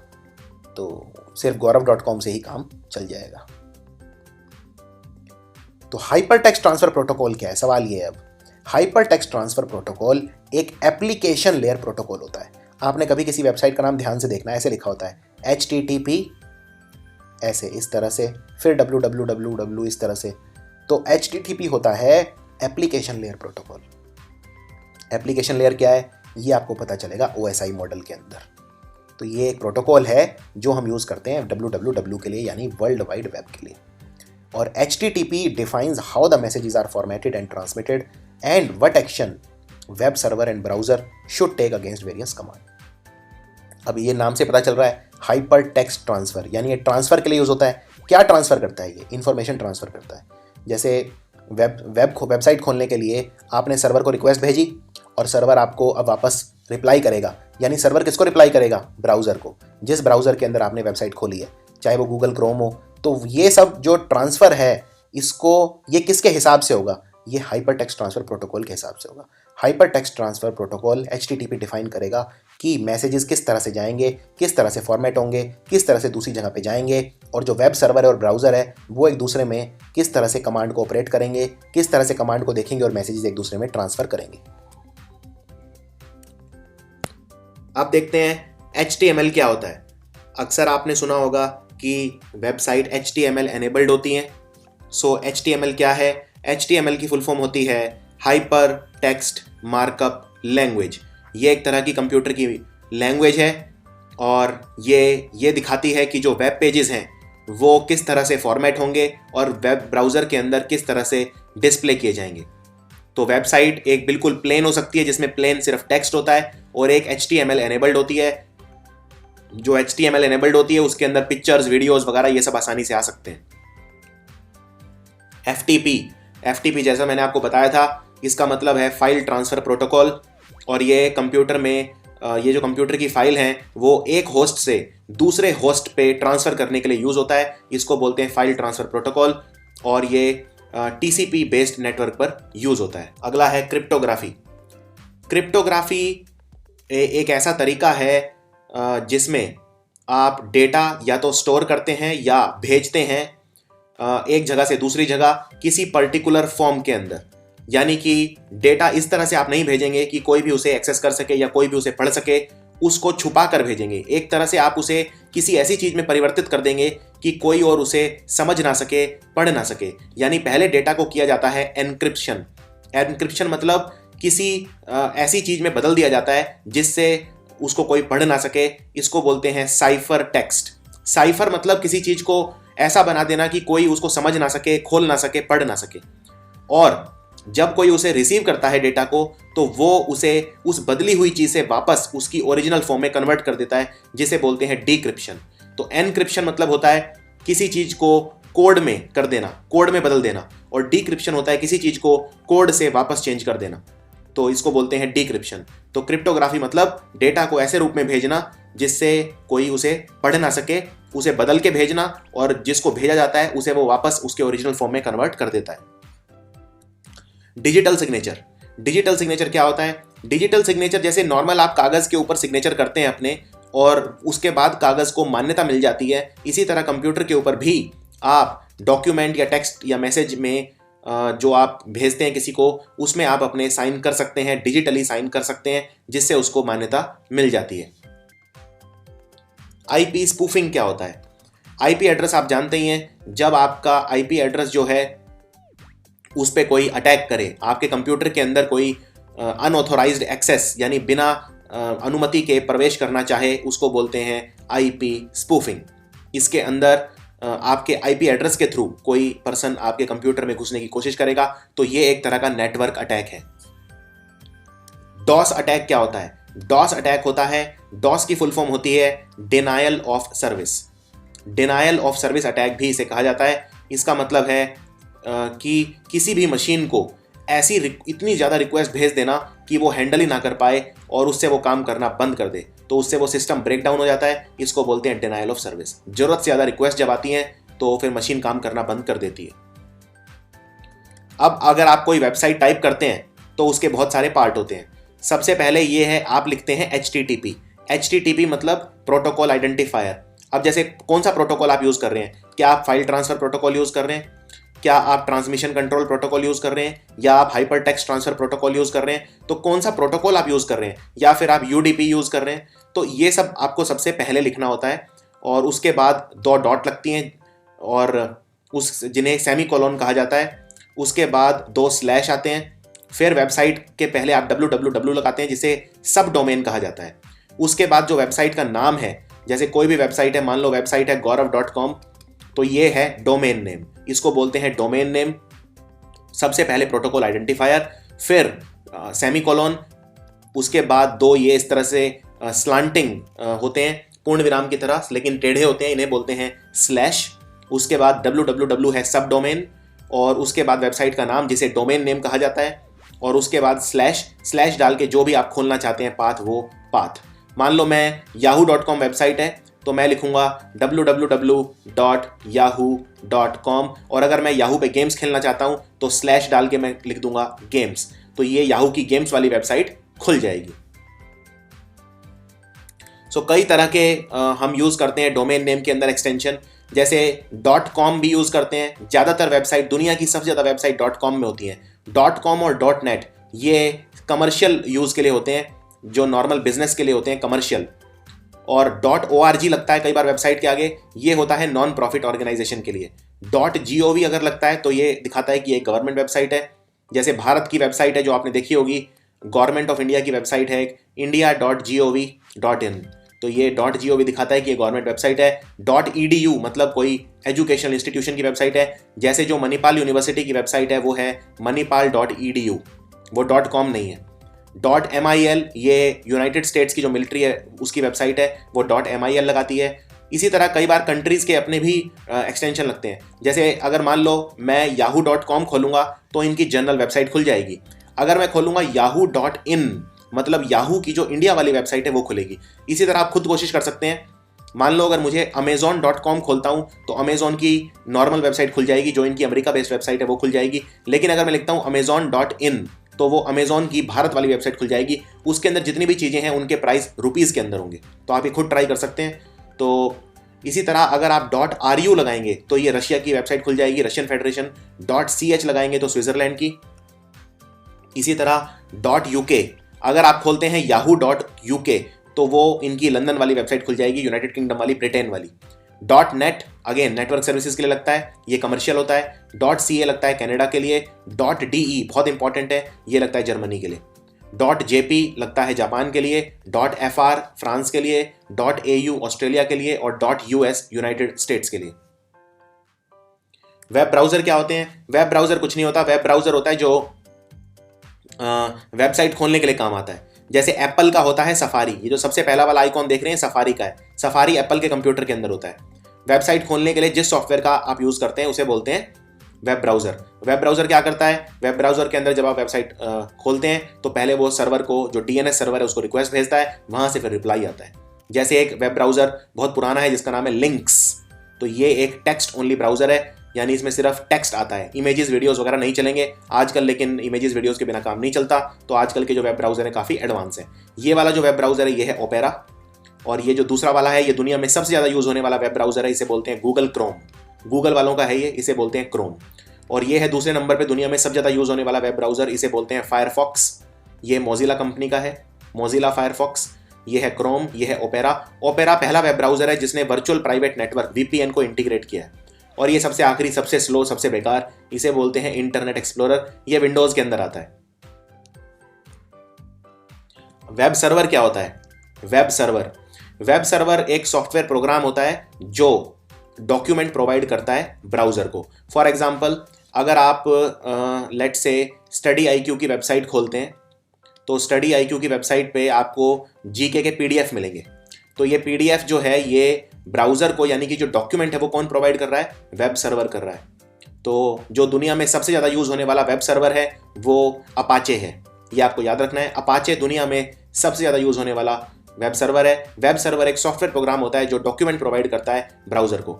और दुनिया में दूसरा सबसे ज़्यादा यूज़ होने वाला वेब सर्वर है जिसे बोलते हैं IIS, इसका नाम है इंटरनेट इंफॉर्मेशन सर्वर। ये माइक्रोसॉफ्ट का है और ये 21% इसका मार्केट शेयर है। अपाचे का 68% मार्केट शेयर है। तो वेब ब्राउज़र जो होता है वो इनिशिएट करता है रिक्वेस्ट, क्योंकि वेब ब्राउज़र के अंदर ही आप वेबसाइट टाइप करेंगे और फिर ये सर्वर के पास जाता है, ये URL उसे भेजता है और फिर सर्वर उसे रिट्रीव करता है और डॉक्यूमेंट सेंड करता है। तो सर्वर आपकी जो रिक्वेस्ट मान लेता है और फिर डॉक्यूमेंट सेंड करता है। URL क्या होता है? ये जो पूरा का पूरा टाइप करते हैं इसे URL बोलते हैं। जैसे www.yahoo.com/ या जो भी आप टाइप करेंगे एड्रेस, उसे बोलते हैं URL, यानी URL की फुल फॉर्म होती है यूनिफॉर्म रिसोर्स लोकेटर। बहुत ज़्यादा इंपॉर्टेंट है, यूनिफॉर्म रिसोर्स लोकेटर, तो इसे बोलते हैं URL। अब देखते हैं एनालॉग और डिजिटल सिग्नल क्या होते हैं। तो ये आप दो तरह की घड़ियां देख सकते हैं। एक में तो टाइम ऐसे चलता है जो नॉर्मल घड़ी हम पहनते हैं, लेकिन कुछ घड़ियों में टाइम ऐसे भी चलता है, जैसे 10:39, तो ये आपको लिखा हुआ दिखाएगा। तो ये पहले वाला है एनालॉग ट्रांसमिशन और दूसरे वाला है डिजिटल ट्रांसमिशन। तो पहले वाला है एनालॉग, दूसरे वाला है डिजिटल। डिजिटल वाले के अंदर आप बिल्कुल पढ़ सकते हैं कितना लिखा है, लेकिन इसके अंदर इस तरह से सुइयों से आपको टाइम देखना होगा। तो देखते हैं इन दोनों में फ़र्क क्या है। तो एनालॉग जो सिग्नल होता है वो लगातार होता है, कंटिन्यूस होता है। डिजिटल सिग्नल जो होता है वो डिस्क्रीट होता है। कहने का मतलब क्या है? एनालॉग सिग्नल में जो वेव, जो तरंगे जाती हैं वो ऐसे जाती हैं इस तरह से लगातार, लेकिन जो डिजिटल सिग्नल है उसमें ऐसे जाती हैं, जैसे एक ये गई, फिर ये लगातार नहीं होगा, थोड़े टाइम के बाद फिर ये एक होगा, फिर थोड़े टाइम के बाद ये, यानी कि लगातार नहीं है। आप देख सकते हैं ये वाला इतना गैप आ गया है, यहाँ भी ये गैप आ गया है, तो ये डिस्क्रीट है। एनालॉग सिग्नल लगातार चलता है। एनालॉग सिग्नल के अंदर इनफाइनाइट रेंज ऑफ वैल्यूज होती है, लेकिन डिजिटल सिग्नल के अंदर फाइनाइट रेंज ऑफ वैल्यूज होती है। एनालॉग सिग्नल के अंदर मतलब अनलिमिटेड वैल्यूज होती हैं, लेकिन डिजिटल सिग्नल के अंदर जो वैल्यूज होती है उनका नंबर फिक्स होता है। एनालॉग के अंदर एग्जैक्ट वैल्यूज होती हैं, ज़्यादा एग्जैक्ट होती हैं, लेकिन एनालॉग सिग्नल से काम करना थोड़ा सा डिफिकल्ट होता है। डिजिटल सिग्नल के अंदर जो वैल्यूज हैं वो इतनी एग्जैक्ट नहीं होती जितनी एनालॉग में होती हैं, लेकिन इससे काम करना आसान होता है। जैसे मैं आपको एक एग्जांपल देता हूँ। अगर आपके पास एक डिजिटल थर्मोस्टेट है जो कमरे का टेम्परेचर नापता है, तो वो टेम्परेचर नापेगा 72 डिग्री, लेकिन एनालॉग वाला क्योंकि इसके पास वैल्यू ज़्यादा है तो ये बिल्कुल एक्यूरेट दिखाएगा 72.482 डिग्री। कैसे? इसी तरह मान लीजिए आप, अगर आपके पास डिजिटल घड़ी है कोई, तो डिजिटल घड़ी में एक टाइम आएगा मान लीजिए 13:41, लेकिन एनालॉग में आप देख सकते हैं कि जैसे ये एनालॉग घड़ी है, एनालॉग में आपको सुइयों से देखना पड़ेगा, तो आप देख सकते हैं कि 13:41 तो हो ही गया, साथ में कितने सेकंड भी हो गए, सुई कहाँ पे है, दोनों उस हिसाब से आप देख सकते हैं कि कितने सेकंड भी गुजर गए। यानी एनालॉग सिग्नल के अंदर वैल्यू ज़्यादा एक्यूरेट होती हैं, तो एनालॉग सिग्नल कंटिन्यूस होता है और मोर एक्यूरेट होता है, लेकिन एनालॉग के साथ काम करना थोड़ा सा मुश्किल होता है। तो ये है एनालॉग सिग्नल के एग्जाम्पल। आप देख सकते हैं लगातार है, ये देखिए लगातार चल रहा है। इसी तरह ये स्क्वायर शेप में है लेकिन ये भी लगातार चल रहा है, और ये रैंडम, ये भी लेकिन लगातार है। तो सबसे बड़ा फीचर इसका है लगातार। और दूसरी सबसे बड़ी बात, आप जानते हैं अगर मैं कोई ग्राफ बनाता हूँ ऐसे, तो ऊपर होता है पॉजिटिव, नीचे होता है नेगेटिव। तो आप देख सकते हैं एनालॉग की जो वैल्यू है वो पॉजिटिव में भी होती है और ये नीचे यानी नेगेटिव में भी होती है, लेकिन डिजिटल में ऐसा नहीं है। डिजिटल के अंदर वैल्यू सिर्फ पॉजिटिव ही होगी, जैसे ऐसे, तो ये नीचे नहीं आएगा, नेगेटिव वाले में नहीं आएगा, सिर्फ पॉजिटिव वाली वैल्यू होगी। ये एक और बड़ा फर्क है। तो जो एनालॉग सिग्नल है उसमें जो मैक्सिमम और मिनिमम वैल्यू होती हैं वो पॉजिटिव भी और नेगेटिव दोनों हो सकती हैं। तो एनालॉग सिग्नल जो है वो टाइम वेरिंग सिग्नल हो सकता है, और इसमें साइन वेव भी हो सकती हैं, स्क्वायर वेव। ये वाली है साइन वेव, ये स्क्वायर शेप है तो ये स्क्वायर शेप हो गई। तो ये दोनों कॉमन एनालॉग सिग्नल होते हैं। और ये वाला जो डिजिटल सिग्नल होता है वो भी स्क्वायर शेप होता है, लेकिन फिर ये वाला जो स्क्वायर शेप था ये डिजिटल क्यों नहीं था? क्योंकि इसके अंदर नेगेटिव वैल्यूज भी हैं, और जो डिजिटल स्क्वायर शेप वाला सिग्नल होगा उसमें सिर्फ पॉजिटिव वैल्यू होंगी। तो एनालॉग ट्रांसमिशन जो होता है ये कंटिन्यूस होता है और इसके अंदर नेगेटिव वैल्यू हो सकती है। लेकिन एनालॉग सिग्नल के साथ दिक्कत ये है कि एनालॉग सिग्नल का जो सिग्नल होता है वो वीक होता चला जाता है, वो उतनी अच्छी क्वालिटी का नहीं होता। ये आपको याद रखना है। तो इसके अंदर एरर आ सकता है।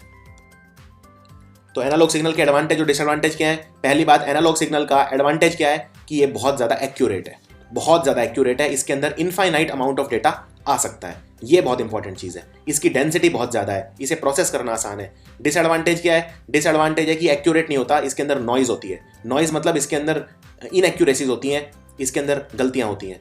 और अगर हम इसे लंबे डिस्टेंस पे ट्रैवल करेंगे, मान लीजिए बहुत डिस्टेंस अगर ज़्यादा है, तो इसके अंदर बहुत ज़्यादा डिस्टर्बेंस आ जाती है। अब डिजिटल सिग्नल देखते हैं। तो डिजिटल सिग्नल स्क्वायर शेप होता है, जैसा मैंने बताया था स्क्वायर। ये आप देख सकते हैं, ये स्क्वायर बना हुआ है और ये लगातार नहीं है। अगर ये लगातार होता और स्क्वायर होता तो फिर एनालॉग हो जाता, लेकिन एनालॉग में नेगेटिव वैल्यू भी होती है, डिजिटल में सिर्फ पॉजिटिव। आप देख सकते हैं इसमें नीचे जो नेगेटिव एरिया है इसके अंदर वैल्यूज नहीं है। दूसरी बात, जो डिजिटल सिग्नल होता है उसमें हमेशा सिर्फ पॉजिटिव ही रहेगी, यानी मिनिमम वैल्यू कितनी हो सकती है डिजिटल सिग्नल की? 0 वोल्ट, क्योंकि ये नेगेटिव में तो जाएगा नहीं। मैक्सिमम ये इस वाली लाइन तक जा सकता है जो कि 0 की लाइन है।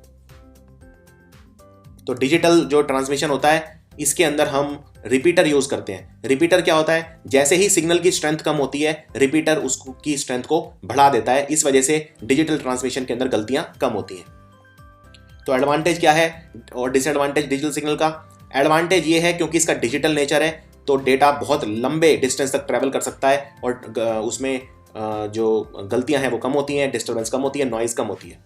ये सबसे बड़ा एडवांटेज है इसका। और डिसएडवांटेज क्या है? डिसएडवांटेज ये है कि बैंडविड्थ बहुत ज़्यादा चाहिए इसको पहुंचाने के लिए, तो स्पेस बहुत ज़्यादा खाता है, ये बैंडविड्थ बहुत ज़्यादा खाता है, और इसका जो सिस्टम और प्रोसेसिंग है वो ज़्यादा कॉम्प्लेक्स होता है। अब जो सबसे बड़ी प्रॉब्लम है एनालॉग सिग्नल के साथ वो है नॉइज़। नॉइज़ यानी कि इसमें जो अगर आप इसे ट्रांसफ़र करते हैं तो साउंड है वो ख़राब हो जाता है, थोड़ा सा डिस्टर्बेंस आ जाती है, तो ये आपको याद रखना है। और अगर विजुअल है यानी देखने वाला सिग्नल है तो उसमें फिर ब्लरिंग हो जाती है, वो धुंधलापन आ जाता है, तो डिस्टर्बेंस आ जाती है लंबे समय तक जब आप इसे ट्रांसफ़र करते हैं, खासकर तब। तो ये एक सबसे बड़ी प्रॉब्लम है। अब इसमें एक प्रॉब्लम ये है, मान लो सिग्नल वीक हो जाता है, एनालॉग की बात कर रहा हूँ।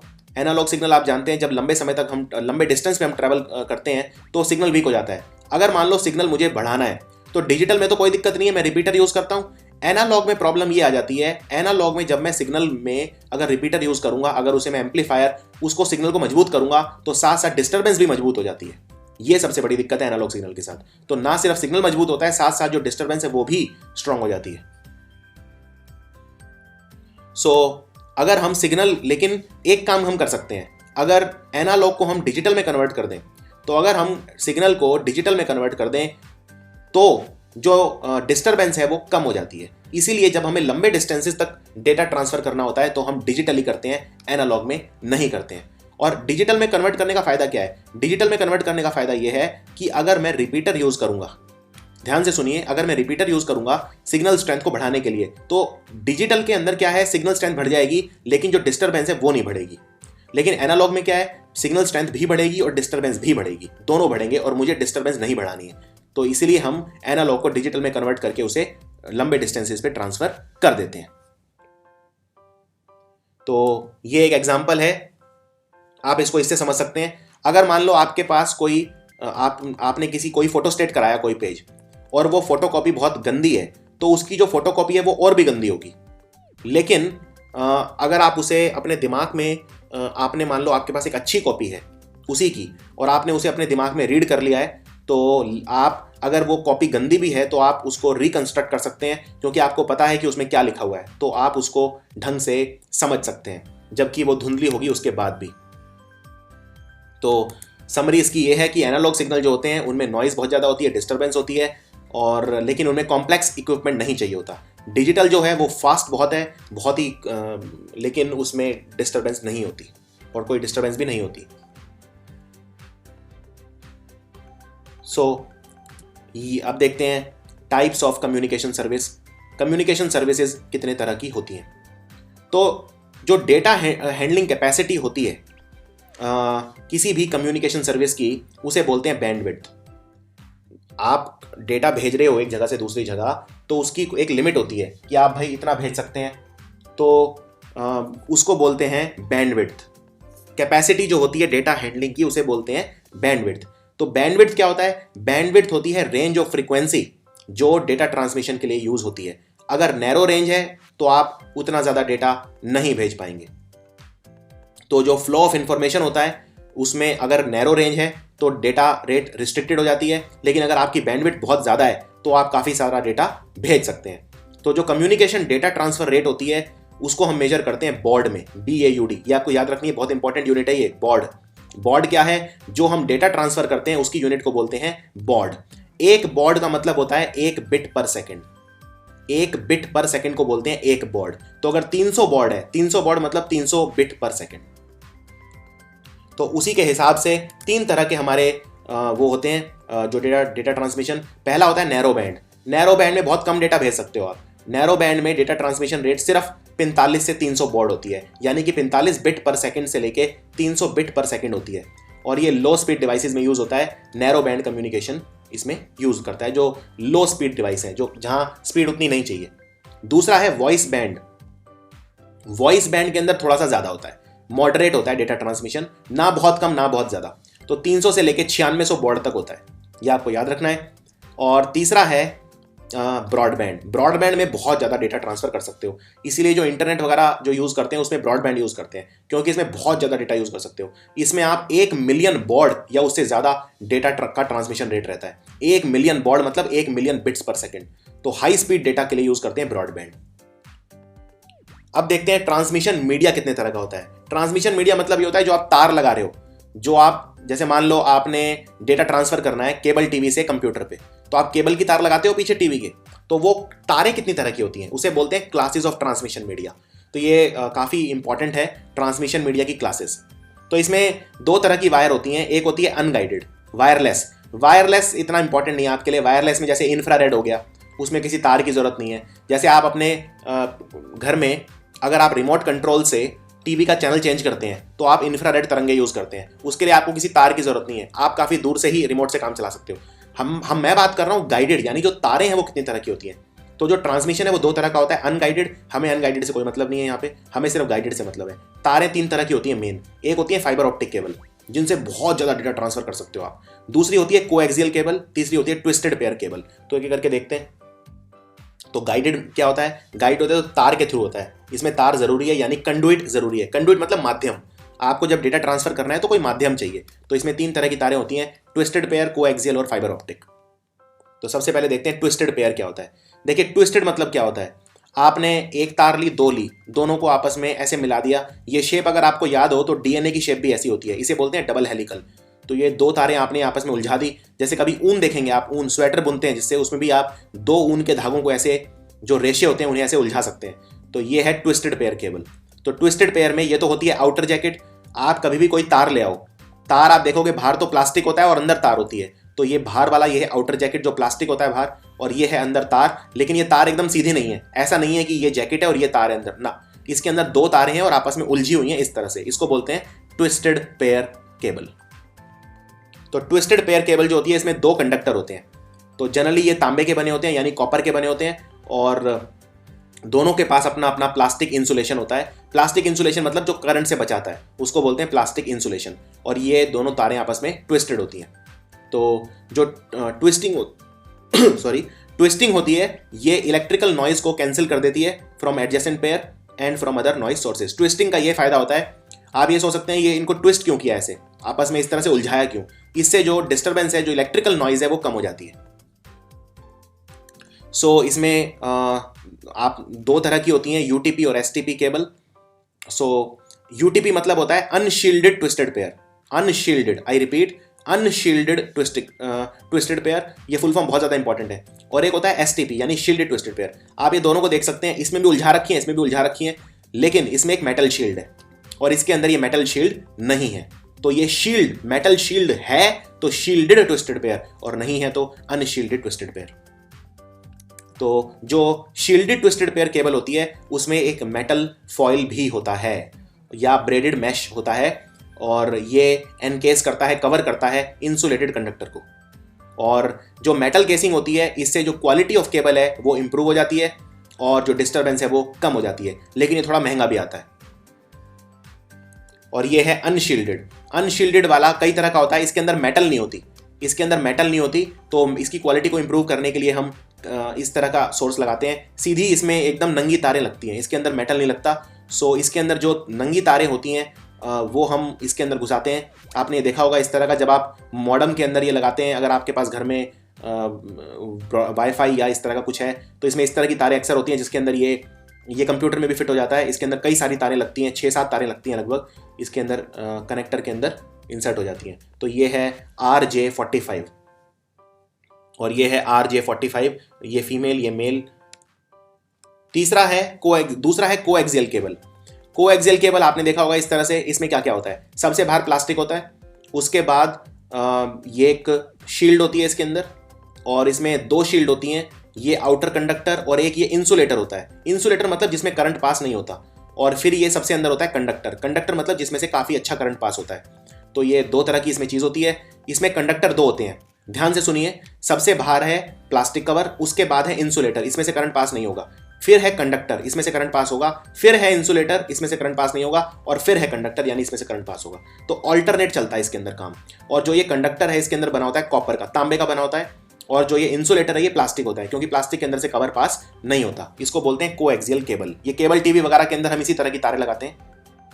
सो इसके अंदर जो सेंट्रल कोर है वो कंडक्टर का होता है, बाहर फिर इंसुलेटर, फिर कंडक्टर, फिर इंसुलेटर, इस तरह से इसमें काम चलता है। जो आउटर कंडक्टर है इसमें वो फिर से इंसुलेटिंग शीट में होता है, और बाहर प्लास्टिक होता है, जिसकी वजह से हमें करंट नहीं आता अगर हम तार को पकड़ लें तो। और ये सारा जो इस तरह का इसके अंदर जो हम इतना ये करते हैं ऑल्टरनेट, इससे जो डिस्टर्बेंस है, नॉइज है, वो कम हो जाती है। तीसरा है ऑप्टिकल फाइबर। ऑप्टिकल फाइबर, इस पे क्वेश्चन बहुत आते हैं। ऑप्टिकल फाइबर, आजकल हर जगह ऑप्टिकल फाइबर तारें बिछाई जा रही हैं इंटरनेट के लिए भी, और इनसे स्पीड बहुत ज़्यादा आती है। अनलिमिटेड डेट, बहुत बड़ा डेटा आप इससे भेज सकते हैं, क्योंकि फाइबर ऑप्टिक केबल जो है वो लाइट का इस्तेमाल करता है डेटा भेजने के लिए। लाइट, तो ये जो सिग्नल ट्रांसमिट करता है, सिग्नल जो जाता है इसमें वो लाइट के फॉर्म में जाता है, इलेक्ट्रिसिटी के फॉर्म में नहीं जाता।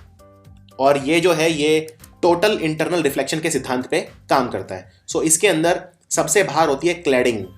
सबसे बाहर होती है क्लैडिंग, जो बनी होती है ग्लास की या प्लास्टिक की, सबसे बाहर। और बीच में होता है कोर, बीच में होता है कोर। और जो कोर है इसके अंदर लाइट जो होती है वो रिफ्लेक्ट होती है। तो ये लाइट, ये जो ट्रांसमिट हो रहा है डेटा लाइट के रूप में हो रहा है, और इस वजह से बहुत ज़्यादा डेटा आप इसमें ट्रांसफर कर सकते हो। इस प्रोसेस को बोलते हैं total internal reflection. Total internal reflection. कई बार एग्जाम में क्वेश्चन आता है, आप ये ऑप्टिकल फाइबर में इतना ज़्यादा डेटा ट्रांसफर कैसे कर सकते हो? तो जो प्रोसेस है उसको बोलते हैं टोटल इंटरनल रिफ्लेक्शन। अब देखते हैं इसमें प्रोपेगेशन कितने तरह का होता है। सो आप इसमें देख सकते हैं ये फाइबर कंस्ट्रक्शन होता है इसके अंदर। हालांकि इसमें बहुत ज़्यादा डिटेल में जाने की जरूरत नहीं है। ये है क्लैडिंग बाहर, और अंदर है ये प्लास्टिक कोर, और बाहर लगा होता है प्लास्टिक और ये जैकेट। सो इसके अंदर जो आउटर जैकेट है वो पॉलीविनाइल क्लोराइड या टेफ्लॉन की बनी हुई होती है, और जैकेट के अंदर होते हैं केवलर के स्ट्रैंड, जिससे तार जो है वो स्ट्रांग हो जाती है। और जो केवलर है, आपको याद हो, ये बुलेट प्रूफ जैकेट बनाने में भी काम आता है। सो ये कई तरह के फाइबर ऑप्टिक कनेक्टर इसमें आते हैं, जैसे एक SC कनेक्टर आता है, एक ST कनेक्टर आता है, और एक MT-RJ कनेक्टर आता है। सो फाइबर ऑप्टिक केबल का एडवांटेज क्या है? बहुत ज़्यादा बैंडविड्थ इसमें होती है, बहुत ज़्यादा डेटा भेज सकते हो। इनफैक्ट एक जगह है अमेरिका के अंदर, कैंसस, वहाँ पे गूगल ने फाइबर ऑप्टिक केबल बिछा रखी है। उससे जो इंटरनेट की स्पीड आती है वो आती है 1 GB पर सेकेंड। इंडिया में यानी कि 1024 Mbps। और इंडिया में कितनी स्पीड आती है इंटरनेट की? अगर बहुत ज़्यादा हाई स्पीड इंटरनेट भी ले रखा है आपने तो 16 Mbps आती है मैक्सिमम। अमेरिका में कैंसस में आती है 1024 Mbps। तो आप देख सकते हैं कितने गुना हो गई, कितने गुना हो गई ये। लगभग आप कह सकते हैं कि 70-80 गुना स्पीड आती है अमेरिका के अंदर। क्यों आती है? क्योंकि फाइबर ऑप्टिक केबल बिछा रखे हैं गूगल ने। सो इससे जो डेटा है वो बिगड़ता नहीं है, डेटा कम नहीं होता। अगर एक पॉइंट से दूसरे पॉइंट पे आप डेटा भेज रहे हो तो डिस्टेंस के साथ डेटा की जो क्वालिटी है वो कम नहीं होती, डेटा की स्ट्रेंथ कम नहीं होती है। तो ये इसमें बहुत बड़ा एडवांटेज है इसका, और भारत में भी फाइबर ऑप्टिक केबल बिछाए जा रहे हैं। तो देखते हैं ये इसका रिस्पॉन्स कैसा रहता है। अब देखते हैं OSI मॉडल क्या होता है। OSI की पहले तो फुल फॉर्म बहुत पूछते हैं। इसकी फुल फॉर्म होती है ओपन सिस्टम इंटरकनेक्शन।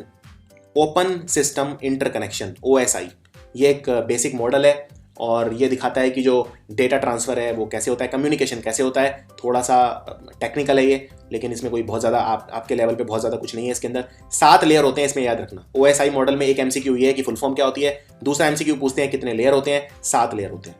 7 लेयर के नाम क्या है तो वो मैं आपको डायग्राम में दिखाऊंगा। इसको बोलते हैं OSI 7 लेयर मॉडल। ये है वैसे 7 लेयर। एप्लीकेशन, ये ऊपर से नीचे तक, ये आपको इस तरह से याद रखना है, सबसे ऊपर लेयर कौन सा होता है और सबसे नीचे कौन सा होता है। तो सबसे ऊपर होता है एप्लीकेशन, फिर presentation, session, transport, network, data link और physical layer.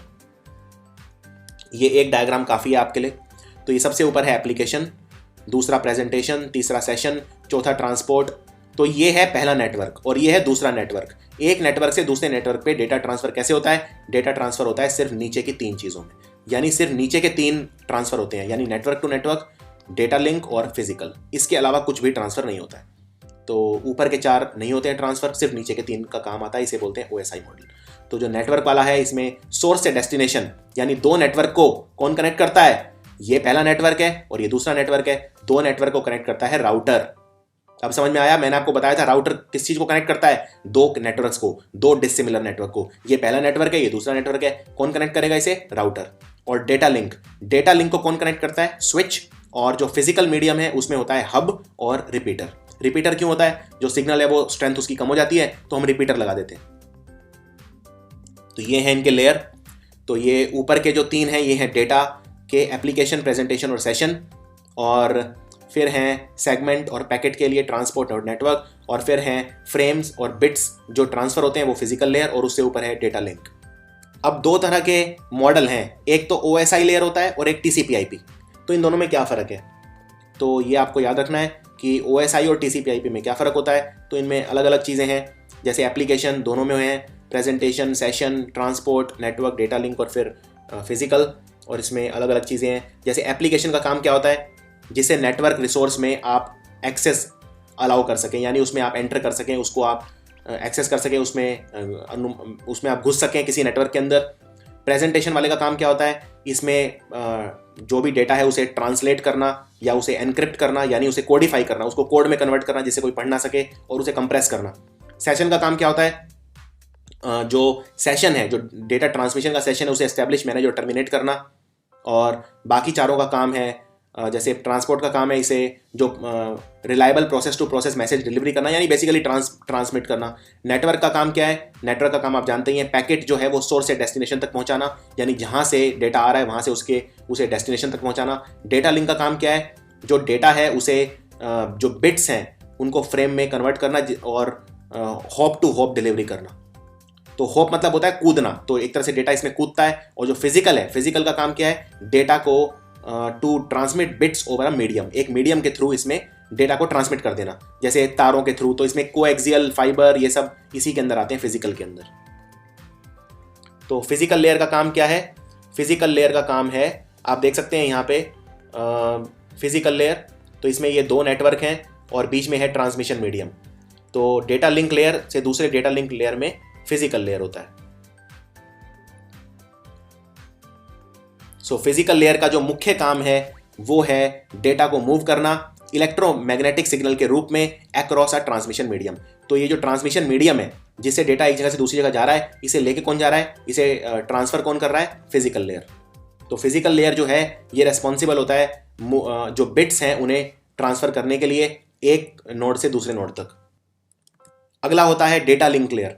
Data link layer host to host. Data link layer क्या करता है, डेटा लिंक लेयर का काम है जो फ्रेम है उन्हें मूव करना एक नोड से दूसरे नोड तक, ये काम है डेटा लिंक लेयर का। ये फिजिकल लेयर के बिल्कुल ऊपर होता है। तीसरा है नेटवर्क लेयर। सो ये सब आप देख सकते हैं, नेटवर्क लेयर। सो तीसरा है network layer. Network layer source से डेस्टिनेशन तक जो नेटवर्क है उसको एस्टेब्लिश करता है, जो पैकेट ऑफ इंफॉर्मेशन है उसे सेंड करता है, डिलीवरी करवाता है उसकी। So network layer is responsible for the delivery of individual packets from the source host to the destination host. अगला है ट्रांसपोर्ट लेयर। ट्रांसपोर्ट लेयर होता है प्रोसेस टू प्रोसेस। तो ये सब चीज़ें आपको याद रखनी है, जैसे प्रोसेस टू प्रोसेस या हॉप टू हॉप, ये सब लेयर एमसीक्यूज में पूछ सकते हैं। तो transport layer is responsible for delivery of a message from one process to another. एक प्रोसेस से दूसरे प्रोसेस पे जो मैसेज की डिलीवरी है वो ट्रांसपोर्ट लेयर करता है। सेशन लेयर क्या करता है? सेशन लेयर डायलॉग इनिशिएशन करता है। So it is responsible for dialogue control and synchronisation.